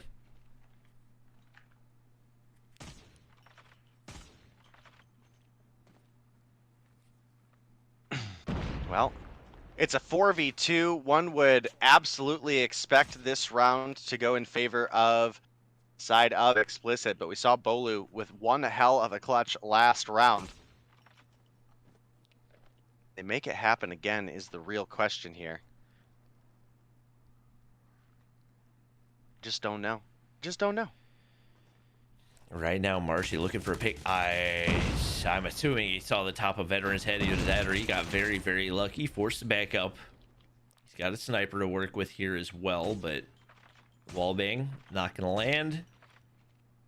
Living on a prayer. Prayer's not going through. Nade's going across.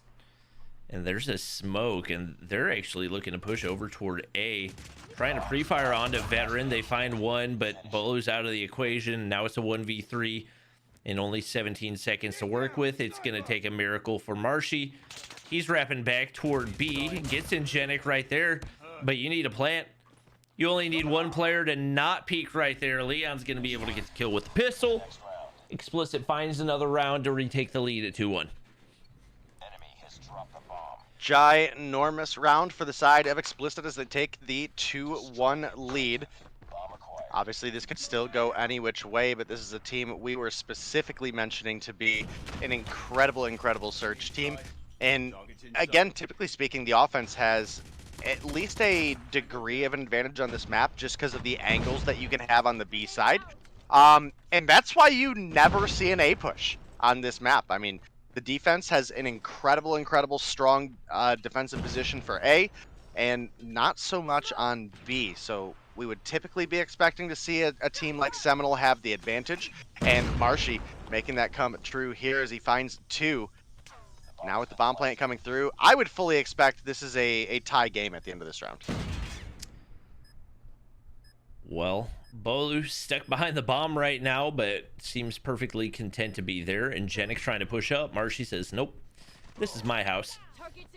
And just like that, Jez picks Veteran. And wow, that was a quick close to the round. Seminal storming on through. They want to make this a 2-0 as much as they possibly can. Marshy at 5-3 right now. Top frag for the lobby right here. Smoke's going out once again. And right now the main prayer is to just not get sniped off of spawn. Seminal player is going to be able to stay alive at least for now. And Solo getting picked off the start. I think that might actually be the first blood for Seminal that we've seen today. Get down,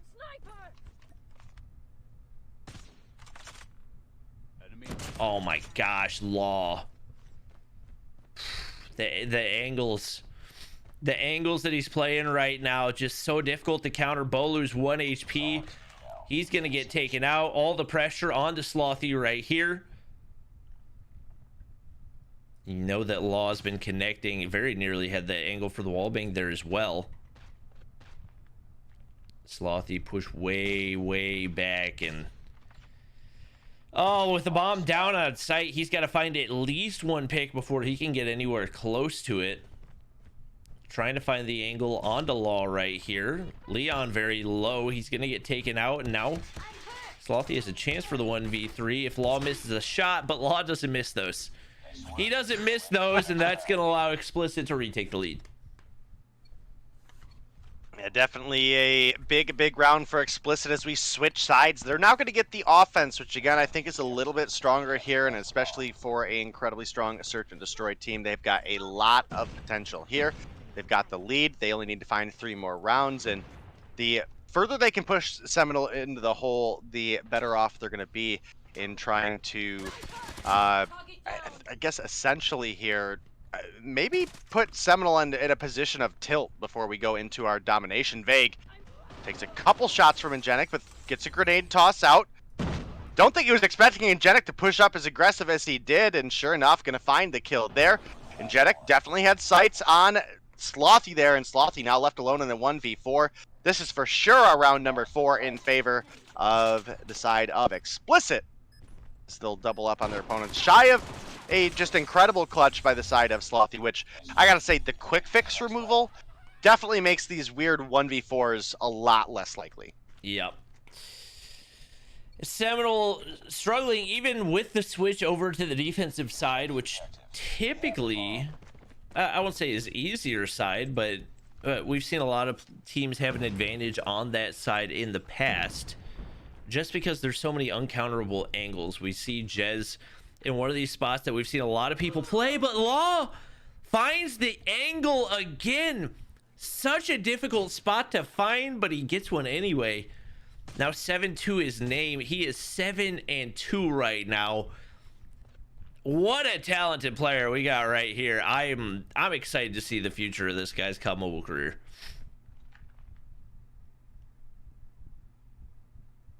Yeah, I absolutely would agree with you there, but looking like Explicit taking another round if they keep this up. They've got the 2-for-1 trade in their favor. About half the time is burned, but you can see the bomb is slowly but steadily pushing on up. Bolu pushing up into the deli. Here's a couple shots and actually doubles back towards the main street, and this is going to be a free bomb plant coming through for Ingenic. It's going to set our timer at 45 seconds and force the side of Seminal to be playing against the clock at that point. Gets the call out for the sniper. Knows Bolu's down there. Couple players trying to peek on through. You see Marshy in the Bobby skin. Not going to find the kill quite yet. Hops on through. Law's going to miss the shot, but Ingenic's waiting on the opposite side. Pressure onto Bolu. Not going to be able to win that one. Another round goes on in for Explicit. Only one away from pushing us to a game 3. Yep, and again, no matter what happens in that game 3, one of these teams has been denied 5 points. But I surely can't see Explicit choking 4 rounds in a row, right? Well, that's just not a reality. I'm sorry, Explicit. Law Day finds first has blood on chased Marcy. you, and now it is Ingenic going to be finds 4 Jazz. rounds in a row. Oh my gosh, Oh Bolu. my god! Bolu and Slothy both find a 2-piece, and that's going to leave Leon left alone in the 1v3. Hopefully I didn't caster curse here, but I'll feel really bad if I did. Caster curse. Leon chucking smokes, chucking nades. There's nobody over there. Got a PPSH, and I like the PPSH, but trying to fire it at that angle across firing range is not going to be an easy thing to do, and his teammate carried bomb all the way up to their spawn. Is he going to wait it out for the next minute? Please don't wait it out for the next minute. Who carried bomb all the way up there? I'm not entirely sure what the logic was right there, but unfortunately for Leon, he's the one that now has to deal with the repercussions. I mean, bomb, yeah, being down in the spawn where your opponents have completely taken over is not a great spot, but, you know, still would be a long, hard-fought comeback for Seminal. Again, I can't see them making this comeback happen against such a strong Surge team, but it's also Seminal, so you just never know. This team does seem to perform pretty well in a pinch. Leon with the arc to 50, looking to spray on through. Not quite going to find any shots to connect. Takes actually a couple of his own. Going to make it out alive. now Explicit, who've been playing incredibly aggressive, are sitting back playing way more passive. Law gonna find a first blood as we pop open the scoreboard. That's a 10-3, 11-3 for Law. My goodness. Oh, he's just bullying them right now. I think he saw the player cross through Deli as well. Might be able to find another wall bang. He's just having himself a day right now, trying to make sure his team avoids those 4 straight rounds that Day tried so hard to cast the curse for Seminal. Jez is gonna stay alive, 1 HP, but the bomb's down and another player out of the equation. Marshy taken down by Angenic, and now Jez and Slothy trying to clutch the 2v5. Jez has the angle right there, finds one, Solo's there, looking for a 2-piece. Renetti not going to be able to make it happen, and now he's getting pinched from every angle. Wasn't meant to be.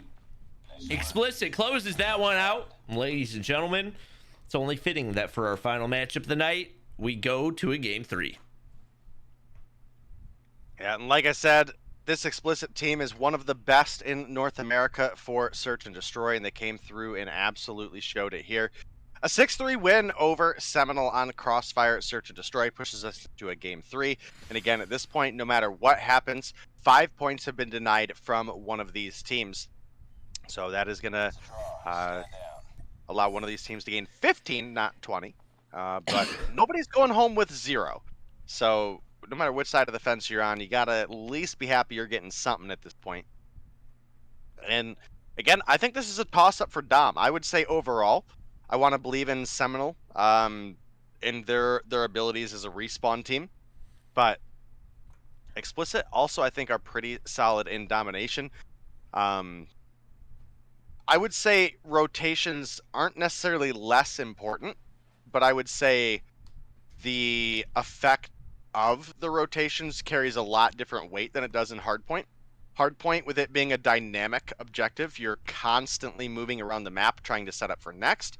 Whereas you get into domination and everything's a bit more static. Everything kind of sits in one place, and you have very planned out rotations that you can make depending on the spawns that your team gets. And as we're going into a standoff, again, I think this is one of the more balanced domination matches. So hard to say. Historically, Bolu has been really strong on standoff doms, but the meta has also changed quite a bit since those days. Yeah, it's going to be interesting. This is the one where I think we could potentially see the Kilo come out. I'm not expecting it just because so many of these players are so used to running the Type 25, but I think especially high ground positions make the Kilo a lot more effective because there is a range where you can 3-tap with it if you land a headshot. It's a lot easier to land headshots from high ground, so could potentially see that come into play. If I had to guess, knowing these two teams, probably primarily 10-man Type 25, but we will see as we do get ready. And there are a lot of people asking for a device check on the Law after the final snipe that we saw him hit.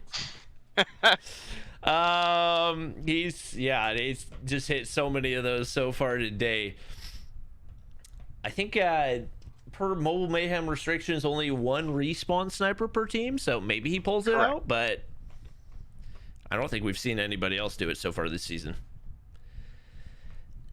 I think that sounds right. I think he's one of the only. I think maybe we saw Space with the Arctic 50 briefly in respawn. But I mean, again, it's typically going to be a first or first life or first couple lives kind of scenario. So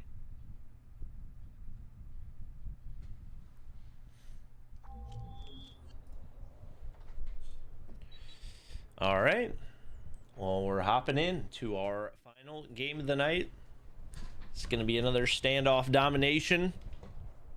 Hopefully Marshy was not cursed by the Bobby skin. That would be truly unfortunate. He's still rocking it. He believes.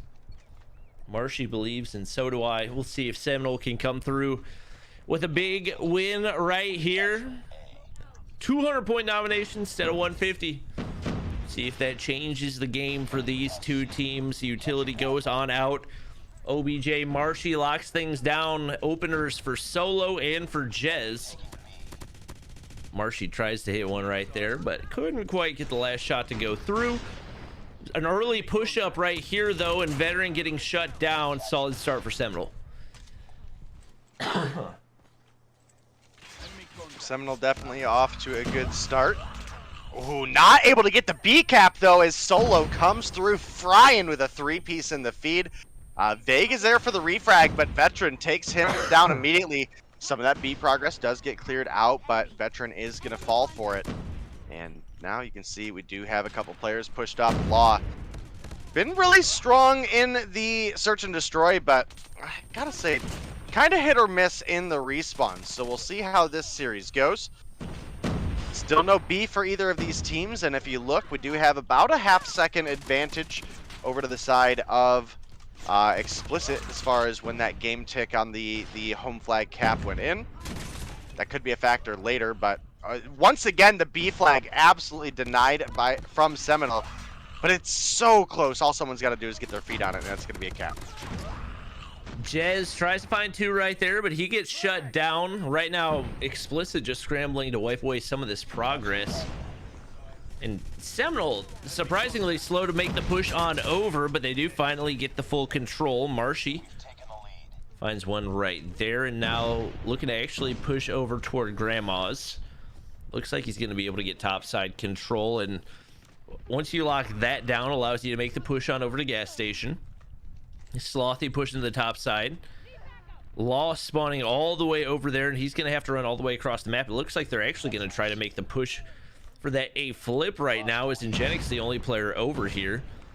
Look at the scoreboard, very all over the place, as you do have Law and Ingenic both struggling right now. You do see A control go on in, but only after C control goes in for Seminal, and once again, Explicit at the disadvantage. And the pay-to-win Marshy, or pay-to-win Bobby skin in the hands of Marshy, just too much. Yep, absolutely going to be the case. Slothy comes through the kill on Veteran. Vague going to take down one of his own. Bolu finds Law, and the B control in favor of Seminal, just really starting to take over the scoreboard. And honestly, they're doing it from the C side. And in the pro scene, that does tend to be the weaker side, right? So that's kind of a weird spot to be in for me. I would really expect the likes of Explicit to have a advantage being on A. It's not huge, but it does just tend to have maybe a little bit more favored spawns. Man, Explicit can just not get anything going in this dom right now. This is rough. Maybe I don't know, the meta changed. Maybe the C side's a little bit stronger now. Maybe players are finding a little bit more comfort in C, but this is looking like Seminal could be taking game 3. But we also have seen games of Dom where half 1 and 2 look completely different from each other, so no way of telling. We do see Explicit sending on over to C. They're going to be able to take that, but A's going to immediately flip back. Marshy's going to find a triple with the pred right there. Not going to be able to take down Veteran, as 3 players await for him on the opposite side. Ingenic rounds the corner, and majority of the first half, double cap control 100% of the way for Seminal. No, I think maybe a 1/10 of a second. Not actually 1/10 of a second. A very short period of time that we actually saw B control go in for Explicit, but across the board, map control is just too strong, and the scoreboard definitely shows it, as right now everybody on Explicit, or everybody on Seminal, in the positive. Yep, a 40-point lead as the A and C come through respectively. And this is the side that we saw Seminal flip for in the first half, and they were able to maintain control, and now they've got it right off the rip. And you know, that's again kind of why I'm in that position where I don't feel like Explicit are in a great spot. You would expect the A side to be better for them, and that has just not been the case, and the kill feed absolutely reflecting the scoreboard as well, as we have 19 kills for Jez and 15 or above for everybody else on the team. And Jenik is 5-20 right now. Law is 5-14. Veteran 11-19, Solo 12-19, Leon, the only player positive at 18-14 right now, and Seminal just winning all of their gunfights. Y'all still need a device check for Law? Or we just accept that dude's good at search and destroy and be done with it? Veteran hops on, death machine in hand, but there's just too many angles to try to cover with that. Bolu is gonna get shut down, but we're already starting to near triple cap territory for this explicit team.